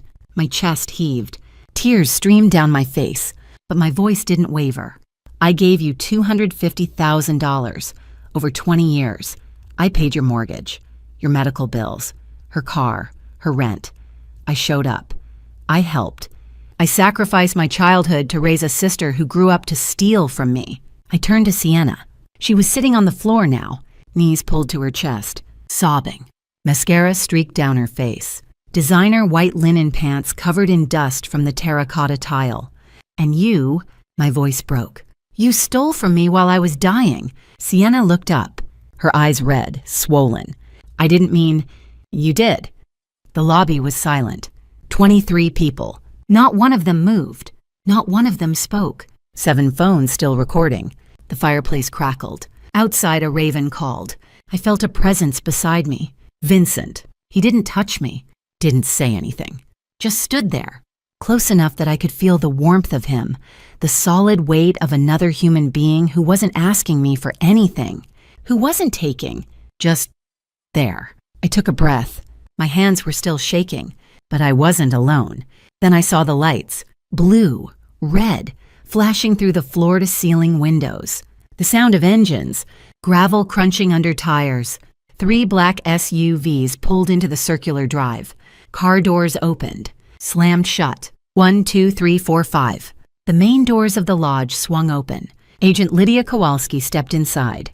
Tall, composed, dark blazer over a white button-down, FBI badge clipped to her belt. 2 agents flanked her. Agent Roscoe, lean, wire-rimmed glasses, tech crimes specialist. Agent Sarah Delgado, Latina, 40-something, white-collar fraud division, 15 years with the Bureau. Behind them, 2 more agents in tactical gear, Coconino County Sheriff's deputies. Kowalski held up her badge. Gold shield, navy blue letters, Federal Bureau of Investigation. Her voice was calm, professional, unyielding. FBI, nobody move. Agent Kowalski's badge caught the afternoon light. Gold shield, navy blue letters, Federal Bureau of Investigation. 4 more agents filed in behind her, 2 in dark blazers, 2 in tactical gear, Coconino County Sheriff patches on their sleeves. The lobby was frozen. 23 people. No one moved. No one breathed. Kowalski's voice cut through the silence. Calm, professional. The voice of someone who'd done this 100 times before. Sienna Callahan. Sienna looked up from the floor. Mascara streaked down her face in black rivers. White linen pants covered in dust from the terracotta tile. Her hands were trembling. You're under arrest for wire fraud, identity theft, and bank fraud. Sienna's mouth opened, closed, opened again. What? No, I didn't. 2 agents moved forward. Agent Sarah Delgado and a male agent I hadn't met. Both in dark blazers, both moving with the calm efficiency of people who knew exactly what they were doing. Delgado pulled Sienna to her feet. Not rough, not gentle, just professional. Turn around, hands behind your back. No. Sienna thrashed, tried to pull away. I didn't do anything. She's lying. Brooke, tell them. The handcuffs clicked, cold steel around her wrists. The sound echoed in the silent lobby. Sienna screamed, a raw animal sound that made the guests near the front desk flinch. She's crazy. She's always been crazy. This is revenge. She's making this up. Kowalski stepped closer. Her face was impassive. She'd heard it all before. Her voice didn't rise, didn't waver. You have the right to remain silent. Anything you say can and will be used against you in a court of law. You have the right to an attorney. If you cannot afford an attorney, one will be appointed for you. Do you understand these rights? Sienna was sobbing now, hyperventilating, her chest heaving. This isn't Brooke. Kowalski's voice was steel. Do you understand these rights? Sienna's voice cracked. Yes. Kowalski's expression didn't change, didn't soften. I strongly suggest you use that right. Sterling bolted. He'd been sitting on the stone bench by the fireplace, head in his hands, shoulders slumped. Now he was on his feet, running toward the patio doors, the glass ones that led to the meditation garden. Agent Roscoe was faster. He didn't tackle Sterling, didn't shout, didn't draw his weapon. Just stepped into his path, calm, steady. Sterling tried to shove past him. Roscoe grabbed his wrist, twisted, spun him around in one smooth motion. 2 seconds. Sterling was face down on the terracotta tile, arms wrenched behind his back, handcuffs snapping shut with a sharp metallic click. One of the tactical agents, a man built like a linebacker, 6'3" and 240 pounds, knelt on Sterling's back. Not hard, not violent, just enough pressure to keep him still. Kowalski walked over, looked down. Her voice was clinical, detached. Sterling James Blake, you're under arrest for fugitive flight. Active warrant out of Carson City, Nevada. Wire fraud. Securities fraud. $340,000, 23 victims. Sterling's face was pressed against the tile. His backward baseball cap had fallen off. His sunglasses were cracked. His voice was muffled, flat. I want a lawyer. Smart, Kowalski said. She nodded to the tactical agents. They hauled Sterling to his feet. He didn't struggle, didn't scream like Sienna, just stood there, shoulders slumped, hands cuffed behind his back. He looked at Sienna, and something in his expression shifted, calculating, cold, strategic, like he'd already made a decision, like he was already planning his next move. Leland stepped forward. His face was red, his jaw set. Now wait just a damn minute, you can't. Kowalski turned. Her expression was neutral, professional. Mr. Callahan, Mrs. Callahan, you're not under arrest yet, but we need you to come with us for questioning. Conspiracy to commit fraud, accepting proceeds of criminal activity. Corinne's face crumpled. Her hands flew to her mouth. I didn't know. Ma'am, I need you to come with me. Agent Delgado gestured toward the door. Her voice was softer now, less clinical. She'd seen this before. Elderly parents caught in the middle of their children's crimes. Corinne looked at Leland. Her eyes were wide, panicked. He said nothing, just stared straight ahead, jaw clenched, face gray, the color of old concrete. Delgado's voice softened even more. You're not being arrested, not yet, but we have evidence you accepted $15,000 from your daughter as part of a fraud conspiracy. We need your statements. You can cooperate. Or we can get a warrant. Corinne started crying, quiet sobs, her shoulders shaking. Leland put a hand on her shoulder. His hand was trembling. We'll cooperate, he said. His voice was hollow, empty, like all the air had been sucked out of him. They walked toward the door.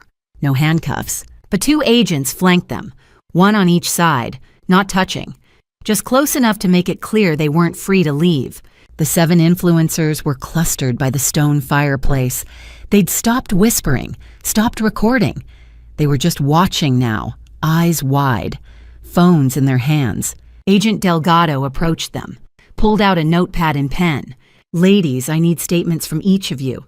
Date you paid, amount, communication with Ms. Callahan, anything she promised, anything she said when you asked for refunds. Quinn stepped forward. Her jaw was set. Her eyes were clear. I'll go first. Delgado nodded. The other 6 waited. Phones out, recording, documenting. This wasn't just their story anymore. It was evidence. Tatum walked toward me. I hadn't moved, hadn't spoken. I was still standing in the center of the lobby, Vincent beside me. Silent, solid. Watching. Tatum's eyes were red, swollen, but her voice was steady. She opened her arms, hugged me. I didn't hug back. I couldn't move. My arms hung at my sides. You saved us, she whispered into my shoulder. Thank you. Blair stepped forward. Her voice was fierce. We'll testify, whatever you need. We'll be there. Gemma nodded. Her voice was quiet but firm. All of us. Reese, Ainsley, Quinn, Marley. 7 voices. One promise. Sienna was being led toward the door. Agent Delgado had her by the arm. Not rough, not gentle, just firm. Sienna twisted in her grip, looked back at me. Her face was a mess. Mascara, tears, dust. Her voice was raw, broken. "This is all your fault, Brooke. You did this. You ruined my life."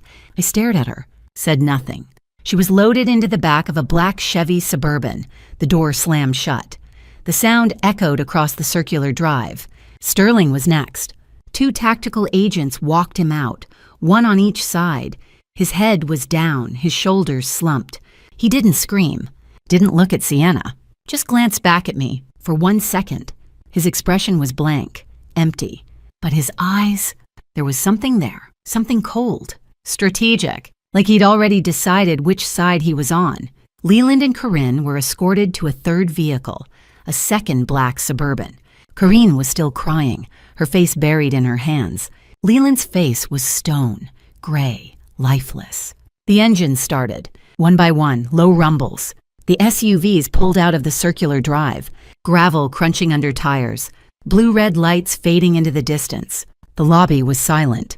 Guests had disappeared, retreated to their rooms. Security had stepped back. The influencers were giving statements in the corner, quiet voices, nodding heads. It was just me and Vincent. I couldn't stop shaking. My hands, my legs, my jaw. Vincent walked to the bar behind the front desk, poured a glass of water from the pitcher. Ice clinked against the glass. Handed it to me. I stared at it, the condensation beating on the outside, the ice floating at the top. "Drink," he said quietly. I did. The water was cold. It hurt going down, like swallowing shards of glass. "It's over," I whispered.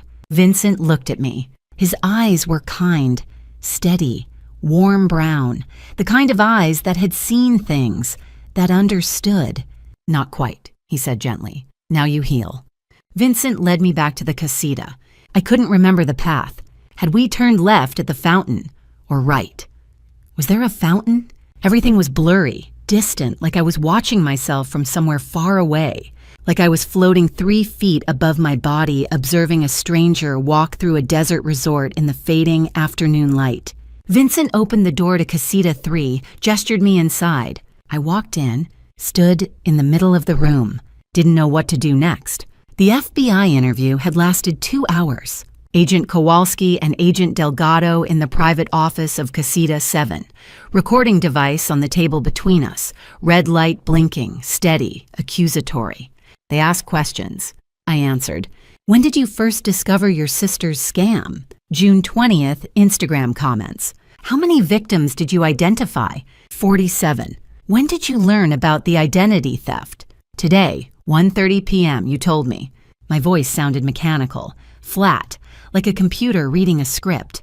I handed over the evidence folder, 47 screenshots printed and labeled, victim names, payment dates, Sienna's responses, everything organized in plastic sheet protectors, color-coded tabs.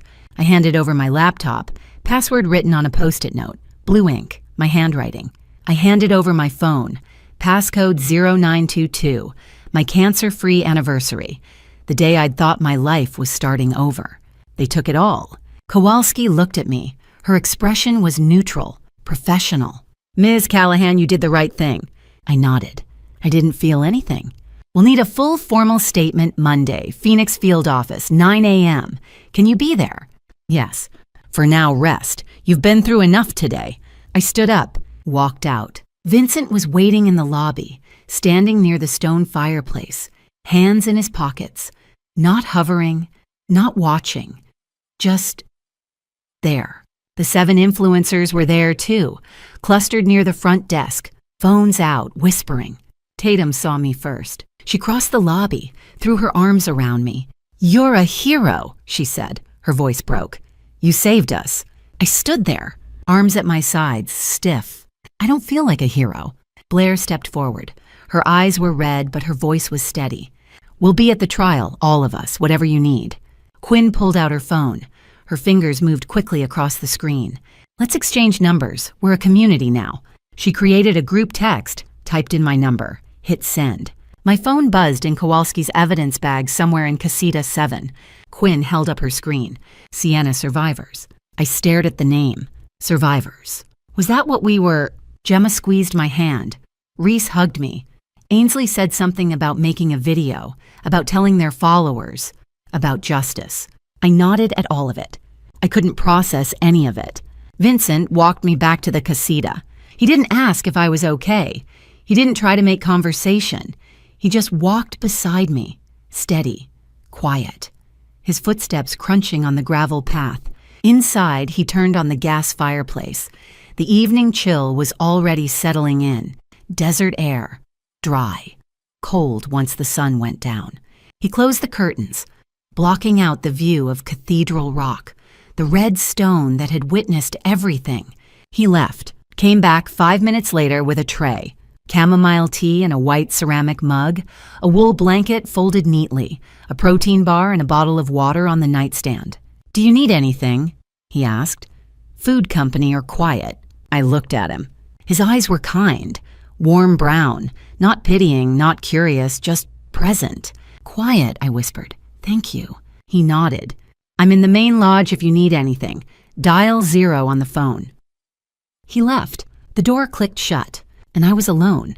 I sat on the couch, stared out the window at Cathedral Rock through the gap in the curtains. The sun was setting. The red sandstone glowed orange, then pink, then deep crimson, then purple, the colors shifting like a slow-motion fire. It was beautiful. I didn't feel it. The tea sat on the table in front of me, steam rising in delicate curls, the smell of chamomile and honey. I didn't drink it. I just sat. Time passed. I don't know how much. The room grew darker. The fireplace cast flickering shadows on the walls. At some point, I stood up, walked to the bathroom, turned on the shower, waited for the water to get hot, watched the steam fill the small space, fogging the mirror, condensation dripping down the tiles. I stepped in. The water hit my skin. Hot, almost too hot, and something inside me cracked. I slid down the tile wall, sat on the shower floor, knees pulled to my chest, water pounding on my back, my shoulders, my head, and cried. Not quiet tears, not dignified grief, ugly, gasping sobs that tore out of my chest like something feral, like something that had been caged for 30 years and finally broke free. I cried for the family I'd wanted, the one I'd imagined as a kid, the one where my parents were proud of me, where my sister loved me, where we gathered for holidays and laughed and no one kept score, where love wasn't conditional, where I wasn't just a bank account with a pulse. I cried for the family I actually had, the one that took and took and took, until I had nothing left to give, until I was just a shell, a function, a solution to their problems. I cried for Linda, my chemo roommate, the woman who died 3 weeks after I'd been declared cancer-free, for the promise I'd made her, live big enough for both of us. Had I done that, or had I just survived? I touched the scar across my chest, the pink line where they'd cut me open, where they'd removed the cancer, where they'd saved my life. I'd lived, but for what? To destroy my family? To send my sister to prison? To watch my parents driven away in the back of an FBI vehicle? The water ran cold. I didn't move.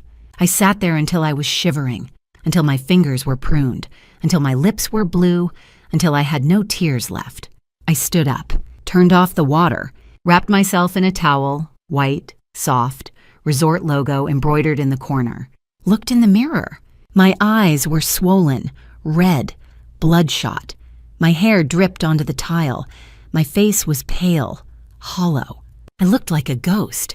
I thought about the photo from 3 nights ago. 10-year-old me, holding newborn Sienna, smiling, hopeful. I'd loved her. I'd raised her. And she'd stolen from me. While I was dying, they're gone, I thought. Really gone. I'd done that. I'd called the FBI. I'd stood in that lobby and exposed every lie, every crime, every betrayal. I'd destroyed my family. No, I stopped. Looked at myself in the mirror. Really looked. They destroyed themselves. I just stopped letting them destroy me. I walked to the bedroom, pulled on a t-shirt, gray, soft from too many washings. Climbed into bed. My hair was still damp, cold against the pillow. I was still wearing the towel under the shirt. I didn't care. I pulled the blanket up to my chin, closed my eyes, and fell asleep. It was 8:30 p.m. The sun hadn't fully set. The sky outside was still purple, fading to black, but I was gone. I woke to light, soft, golden, Saturday morning light, September 23rd. I lay there for a long time, staring at the ceiling, white stucco, wooden beams, Southwestern style.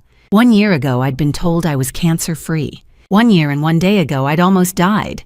And now my sister was in federal custody. My parents were being questioned for conspiracy. 47 people had their money back. And I was alone in a casita in Sedona, Arizona, staring at the ceiling. I didn't feel triumphant. I didn't feel victorious. I felt empty, but also lighter. Like I'd been carrying a weight for 30 years, a backpack full of stones, and someone had finally cut the straps. I sat up, looked out the window. Cathedral Rock blazed red in the morning sun. I took a breath. 1 year cancer-free. And finally, truly free. Saturday morning, the sky was impossibly blue. The kind of blue that doesn't look real. Cobalt. Electric. No clouds. Just endless Arizona sky stretching over red rock cliffs. I woke at 7. No alarm. For the first time in months, I'd slept through the night. No nightmares. No waking up at 3 a.m. with my heart racing. Just sleep. I made coffee in the casita kitchenette, carried it to the balcony, sat in the wooden chair facing Cathedral Rock. The sun was just rising. The rock glowed orange, then pink, then that deep, impossible red. 1 year ago today, Dr. Patel had called me into her office at Pennsylvania Hospital. "Brooke, you're cancer-free." I'd cried for an hour. Today I just sat, holding my coffee, watching the light change. My phone rang at 8. Agent Kowalski. I answered. "Miss Callahan, I hope I'm not calling too early. I've been up." "Good. You'll want to hear this update." I set my coffee down. "What happened?" "Sterling Blake hired a lawyer last night. The deal was done in 12 hours. I blinked. Deal. Full cooperation. He gave us recordings. Audio files of your sister confessing to the scam, text messages about the identity theft, emails proving your parents knew about the $15,000 bribe. I couldn't breathe. He betrayed her. Kowalski's voice was matter-of-fact, clinical. Con artists have no loyalty, Miss Callahan. Blake is facing $340,000 in fraud charges out of Nevada, 23 victims, a fugitive warrant. If he goes to trial, he's looking at 25 years minimum. And if he cooperates, 6 years, reduced from 25 with full cooperation. Witness protection after sentencing. We relocate him out of state. I sat down on the balcony chair, so he just flipped. Within 12 hours of arrest, his lawyer's smart. Blake knows he's done, but if he testifies against your sister, he cuts his sentence in half, and he stays alive. There are people in Nevada who want him dead. I stared at Cathedral Rock, the red stone, the blue sky. What did the recording say? Kowalski paused. Do you want specifics? Yes. All right. One audio file from April 23rd. Your sister coaching Blake on how to handle victim complaints. Quote, "Just block 'em. Brooke will never check. She's too busy dying." My chest tightened. She said that. She did. We have 47 text threads between them, planning the fake retreat, discussing how to use your trip to cover the scam. There's also an email to your parents, July 15th. Quote, "I'm sending you $15,000. Tell Brooke she's selfish if she doesn't let me use the trip. Make her feel guilty. She always caves." I closed my eyes, so they knew. They knew. Silence. I took a breath. What happens now? Blake testifies. Grand jury indictment. Federal trial probably early next year. With his testimony and the 47 victim statements, your sister is looking at 18 months to 5 years. Possibly more if the judge is harsh. Your parents will likely face conspiracy charges. But if they cooperate, they'll get probation. Maybe community service. And Sienna definitely goes to prison. Yes. I nodded, even though she couldn't see me. Thank you, Agent Kowalski. You did the right thing, Ms. Callahan. I'll be in touch about Monday's statement. She hung up. I sat on the balcony, staring at the sky. Sterling had betrayed her. The man she dated, coached, brought into the scam. He'd sold her out to save himself. It was almost poetic. At 9, I walked to the resort spa, booked a massage. Deep tissue, 90 minutes. The therapist was a woman in her 50s, calm, professional. She didn't ask questions. Halfway through, I started crying. Not sobbing, just tears, silent, steady. She handed me a tissue, kept working. My shoulders, my back, the places where I'd been holding everything. When it was over, she said, "Drink lots of water today." I nodded. At 2 p.m., I drove to Airport Mesa, a vortex site, 3.5 miles, 200 feet of elevation. I parked at the trailhead, started climbing.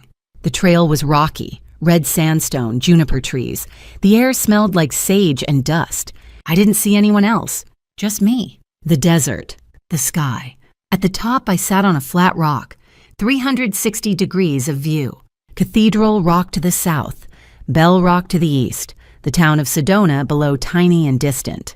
I thought about Linda, my chemo roommate, the one who died 3 weeks after I went into remission.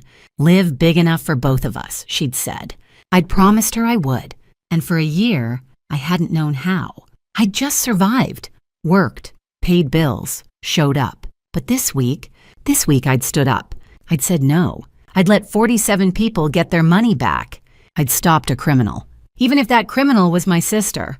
I'm living for both of us, I thought. I promised Linda I'm trying. The wind picked up, warm, dry.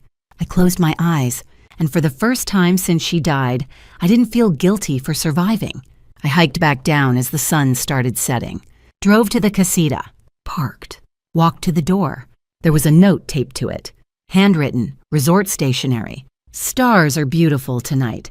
Welcome on rooftop patio if you want company or solitude. V." I stood there, holding the note. I could go inside, take a bath, go to bed early, be alone. Or I could climb the stairs. I climbed the stairs. The rooftop patio was on the 3rd floor of the main lodge, open air, dark. Vincent was there, standing next to a telescope. He looked up when he heard my footsteps, smiled. Not a big smile, just warm. Hey, I said. He gestured to the sky. "Orion's rising, want to see?" I walked over, looked up. The stars were everywhere, thousands of them. The Milky Way, a pale ribbon across the black. I looked at Vincent, and for the first time in days, maybe the first time in months, I smiled. A real smile, the kind that reaches your eyes. "Yeah," I said, "I'd like that." We didn't talk about my family. We talked about galaxies, and that was exactly what I needed. Vincent pointed the telescope toward the eastern sky. "That's Orion," he said. "The hunter. See the 3 stars in a row, that's his belt." I leaned over the eyepiece, adjusted the focus. 3 bright stars, perfectly aligned. "And that red one," Vincent continued. "Top left, that's Betelgeuse, a red supergiant. It's dying. In a few thousand years, maybe sooner, it'll go supernova." I looked up at him. "A dying star." He nodded. "But it'll be spectacular. When it goes, it'll outshine the moon. We'll see it in daylight." I looked back through the telescope. A dying star, still shining. We sat on the rooftop for 2 hours. He showed me Cassiopeia, the W-shaped constellation, always visible in the northern hemisphere. The Pleiades, 7 sisters. A cluster of stars so close they looked like a single smudge to the naked eye. Mars, red and steady, no twinkle like the stars. And then he said quietly, "My wife loved the stars." I looked at him. He was staring up at the sky, not at me. "Angela, we were married 18 years. She died 2 years ago, ovarian cancer, stage 3. She was 42. I didn't say anything. He didn't need me to. She was a photographer," he continued. "Nature, landscapes. She loved the desert. We moved here in 2021, 3 months after she died. I couldn't stay in Santa Fe. Everything there was, her." He paused. I thought moving would help, and it did, a little, but grief doesn't have a geography. I nodded. "No," I said quietly. "It doesn't." He looked at me then. "You get it?" "Yeah." We sat in silence, not uncomfortable, just present, 2 people who'd both lost something. who both knew that some things don't get fixed. They just get carried. Sunday morning, my phone lit up. I'd left it on the nightstand, silent, but the screen glowed. Notification after notification. I picked it up, scrolled. Quinn Mercer posted on Instagram the truth about at Sienna Soul Healing. 10,000 likes, 3,000 comments. Tatum Green posted on TikTok how one woman took down a scammer. 500,000 views, climbing. Arizona Republic headlines Sedona wellness influencer arrested in FBI fraud case. I read the first line. Sienna Callahan, 33, was taken into custody Friday evening. I set the phone down, held the power button, turned it off. Not silent, off. I didn't need to watch my life become content. At 10, I went to the spa. Sound healing. A woman named Maria led me into a dim room. Candles, salt lamps, a padded mat on the floor. I lay down. She arranged singing bowls around me, Tibetan, crystal, different sizes. Then she started playing them. The sound was physical, not just heard, felt. Vibrations that moved through my chest, my skull, my bones. I closed my eyes, and for 60 minutes I didn't think about Sienna, or my parents, or the trial. I just was. At 2, I booked crystal therapy. A different practitioner, a man in his 60s, soft-spoken. He placed stones on my body, rose quartz on my chest, amethyst on my forehead, black tourmaline at my feet. Just breathe, he said. I did. And I thought about the irony. Sienna had sold fake healing, crystals and vortexes and retreat packages that didn't exist. And here I was, in Sedona, lying under crystals, feeling peace. Maybe it wasn't the crystals. Maybe it was just permission to stop. At 5:30, Vincent knocked on my casita door. I opened it. He was in jeans and a button-down. Casual. But he'd clearly showered. His hair was still damp. "Would you like company for dinner?" he asked. "Or would you prefer solo?" I looked at him. This man who'd given me space, who'd offered stargazing with no strings, who'd shared his grief without expecting me to fix it. Company when I said, "If you're free." He smiled. "I'm free." We ate at the resort restaurant. The adobe room, indoor-outdoor seating, a fireplace, soft music. The menu was farm to table, Southwestern. I ordered squash blossom appetizers, Chile rubbed trout, prickly pear sorbet for dessert. Vincent ordered the same. We talked about work. My job at Merck, operations, problem solving, the satisfaction of making complex systems run smoothly. His job at the resort, hospitality, guest services, the challenge of managing 20 staff members and a dozen crises a day. We talked about recovery, how some days were harder than others, how grief wasn't linear, how you could feel fine one moment and completely undone the next. We didn't talk about Sienna, or the arrest, or the trial. It was an unspoken agreement. Tonight we were just 2 people eating dinner, after we walked. The resort had a meditation labyrinth, stone paths arranged in a circular pattern, 42 feet across. The sky was twilight, purple fading to orange, the first stars appearing. We walked slowly, following the path. No talking, just the sound of our footsteps on stone. Halfway to the center, our hands brushed. Not intentional, just walking close. But the touch lingered. Electric. I looked at him. He looked at me. We kept walking. At the center of the labyrinth, we stopped. Vincent looked up at the sky. "I'm glad you're here," he said quietly, "even under the circumstances." I looked up too. The stars were coming out, one by one. "Me too," I said, and I meant it. For the first time in a long time, I felt alive. Not just surviving, not just functioning, alive. The attraction wasn't just physical, though it was that too.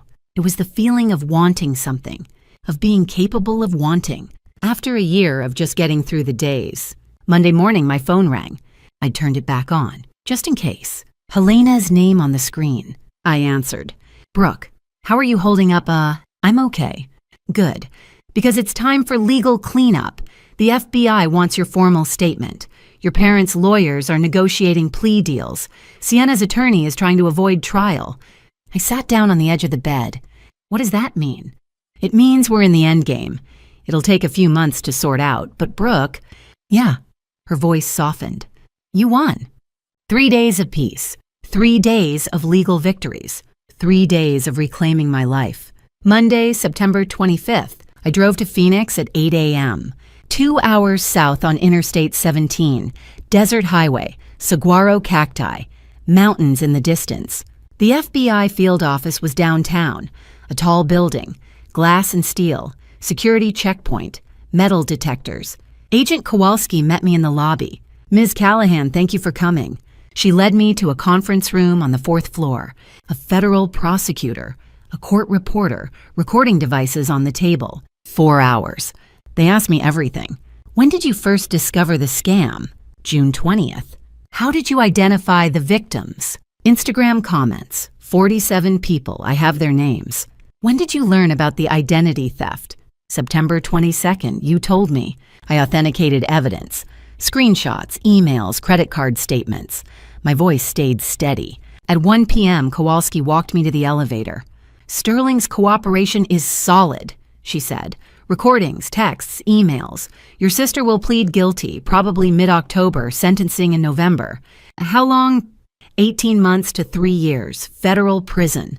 Depends on the judge." I nodded. "And my parents?" "Plea deals. Your father, 2 years probation, 15,000 in restitution, 200 hours community service. Your mother, 1 year probation, 100 hours mandatory financial counseling. They won't go to prison." "No, they cooperated, showed remorse, first offense." I looked out the window. Downtown Phoenix, traffic, heat shimmering off asphalt. "Okay, Ms. Callahan." Kowalski's voice softened. "This is a win. You got justice. 47 people got their money back. Your credit is cleared, and you're safe." I looked at her. "Thank you." I drove back to Sedona. The desert stretched endless, red and gold in the late afternoon sun. I didn't turn on music, just drove, thinking about Sienna. 18 months to 3 years. She'd be out by the time she was 36, 37 at most. Still young, still beautiful, still capable of starting over. And I'd be, what? Older, grayer, still working at Merck. Still alone. No, not alone. I had 47 people who'd thanked me. I had Quinn and Tatum and Gemma. I had Vincent. I had myself. At 6 p.m., Helena called. "Brooke, good news, all of it." "I'm listening." "Identity theft resolved. The 3 credit cards are closed. Balance is zeroed. Your credit score is back to 715. Fraud alerts lifted. You're financially whole." I exhaled. "And the restraining orders approved. All 4. Sienna 500 feet, no contact, 5 years. Sterling 1,000 feet, no contact, lifetime. Your parents 100 feet each, no contact for the duration of their probation. So I'll never have to see them." "Not unless you choose to." I sat down on the casita couch, looked out at Cathedral Rock, the red stone glowing in the sunset. "Thank you, Helena." "You did this, Brooke. Not me. You stood up. You didn't back down. You won." Tuesday, September 26th. Denise from Wells Fargo called at 9 a.m. "Ms. Callahan, I'm calling with excellent news. The $82,000 fraud debt has been cleared from your record. You're no longer liable. The banks absorbed the loss under fraud insurance. It's gone. Completely. Your credit report shows 0 outstanding fraudulent debt." I sat on the edge of the bed. "Thank you." "You're very welcome. And Ms. Callahan, I'm sorry we didn't catch this sooner." I hung up, stared at the phone. $82,000. Gone. Like it never happened. At 10, I called the resort front desk. "This is Brooke Callahan, Casita 3. I'd like to extend my stay, 2 more nights through the 29th. "Of course, Ms. Callahan, we're happy to accommodate." I hung up. I wasn't ready to leave. Not yet. Vincent found me on the patio at 11. "Hey, I heard you're staying." 2 more days. He smiled. "Good. Want to do yoga? I booked a private instructor. Thought you might need to stretch." I looked at him. "You do yoga?" "Badly, but yes." I laughed. "Okay, let's go." We did an hour of vinyasa flow on the rooftop deck. Vincent fell out of tree pose 3 times. I laughed so hard I cried. At 2, we took a cooking class in the resort kitchen. Chile rellenos, prickly pear margaritas, homemade tortillas. Vincent's knife skills were terrible. The instructor kept gently correcting his grip. I teased him. He teased back. It was normal. and normal felt foreign, but good. Wednesday, September 27th. I woke at 5:30, drove to Boynton Canyon. The trailhead was empty, dark, the air cool. I hiked alone. 6 miles, 600 feet of elevation. The sky lightened, pink, orange, gold. At the summit, I sat on a flat rock, looked out over Sedona. Red cliffs, green valleys, the town tiny below. I thought about Sienna, in a federal holding facility somewhere, waiting for sentencing, 18 months to 3 years. I thought about my parents, probation, community service, a broken relationship. I waited to feel something, triumph, vindication, satisfaction. Instead, I just felt empty, not sad, not angry, just done. I don't hate them, I thought. I just don't need them anymore. And that was enough. I packed my suitcase that afternoon, folded my clothes, zipped the evidence folder into the inner pocket. Vincent knocked at 7. "Hey, last night." "Yeah." He sat on the couch, looked at me. "I want to see you again," he said. "In Philadelphia, if you're open to it." I sat beside him. "I'm open to it." "I don't know what this is yet," he said, "but I like you, and I think you like me too." "I do? So, can I visit maybe October Columbus Day weekend?" I smiled. "Yeah, I'd like that." He pulled out his phone. Real number, not the resort line. I typed mine into his contacts. He typed his into mine. "Okay," he said. "So, we're doing this." "We're doing this." He stood, looked at me, and for a moment I thought he might kiss me, but he didn't. He just smiled. "Good night, Brooke." "Good night, Vincent." 3 months later, winter came to Philadelphia, and everything had changed. December brought snow to Philadelphia, and the phone call I'd been waiting for. I was in my apartment when Lydia called, 3 p.m. The sky outside my window was gray, heavy, the kind of sky that promised snow by evening. "Ms. Callahan, sentencing came through this morning." I sat down on the couch. "Tell me." "Your sister pleaded guilty October 12th. Sentencing was today, 18 months. Federal Correctional Institution in Dublin, California. Low security. She'll likely serve 15 months with good behavior. Release projected March 2025. 18 months. I did the math. She'd be out before she turned 36. Still young. Sterling Blake. 6 years. Federal Correctional Institution in Lompoc, California. Medium security. He'll serve approximately 4 years with good behavior. Witness protection upon release. He's already been relocated. New identity, undisclosed location, in exchange for his testimony and the recordings he avoided trial. So he's free. In a manner of speaking, he'll be looking over his shoulder for the rest of his life. The people he defrauded in Nevada don't forget.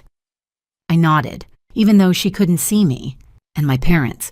No charges filed, insufficient evidence to prove they knowingly participated in fraud.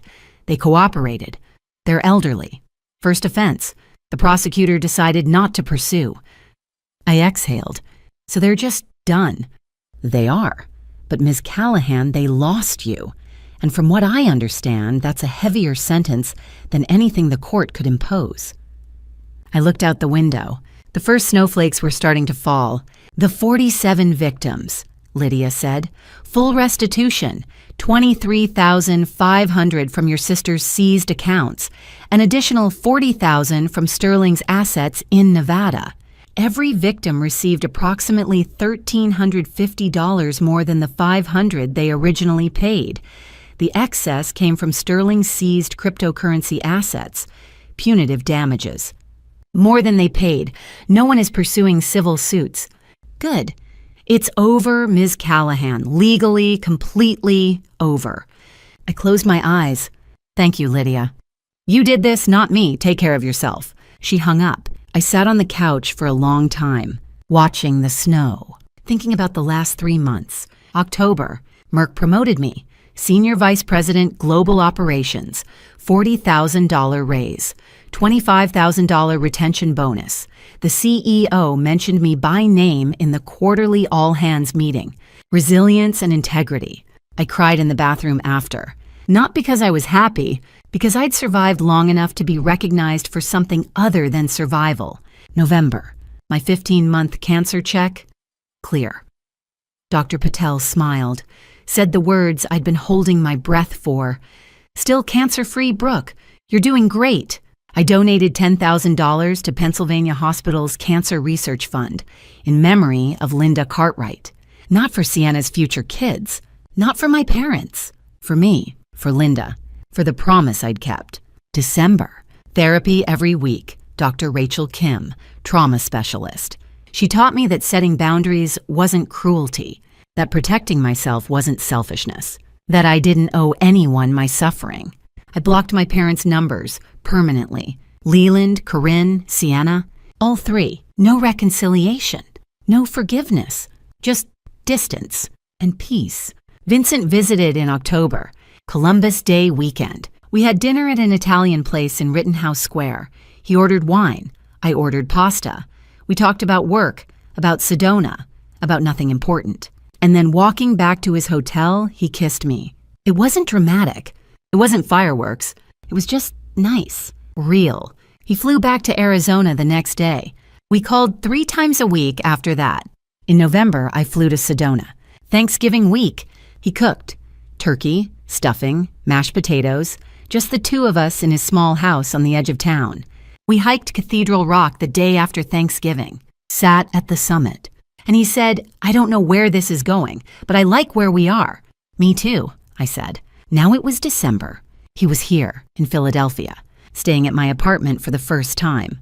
We'd gone to my company holiday party the night before. He'd met my coworkers, shaken hands, made small talk.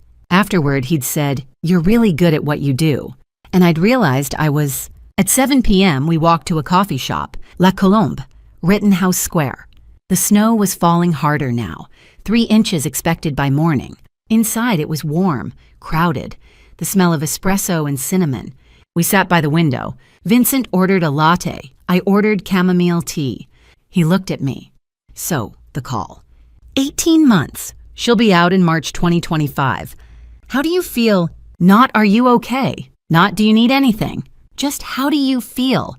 I looked out the window, watched the snowflakes fall, thought about the answer.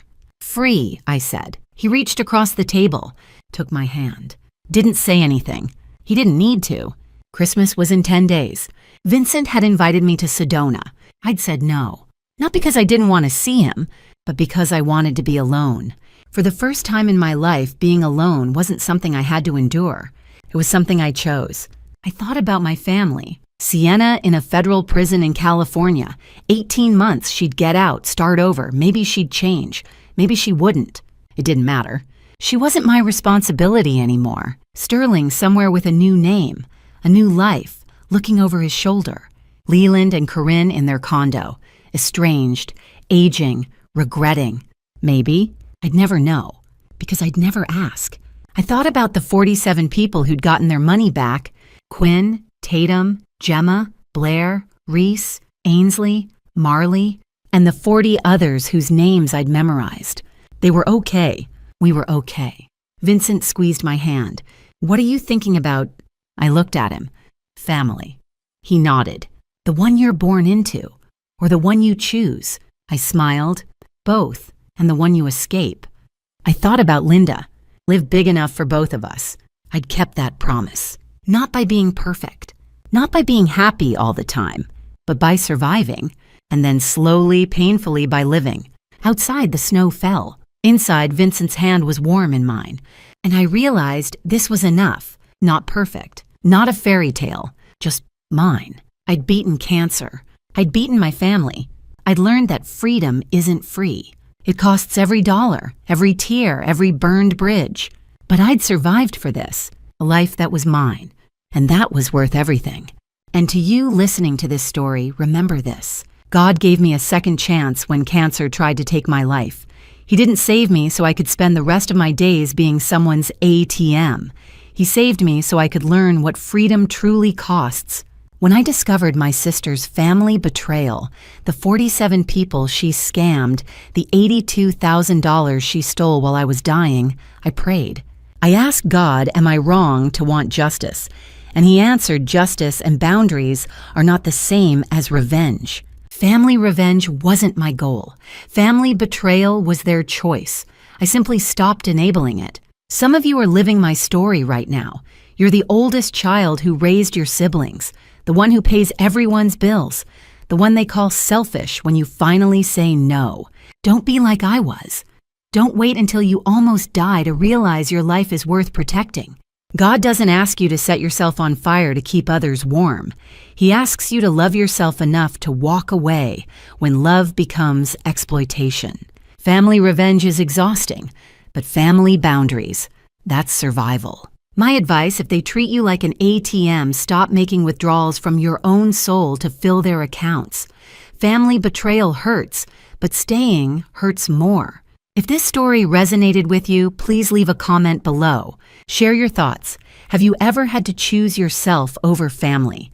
Hit that subscribe button and turn on notifications so you don't miss the next story. Thank you for listening all the way to the end. I see you. I honor your courage. And a quick note. The stories on this channel contain fictionalized elements created for educational purposes.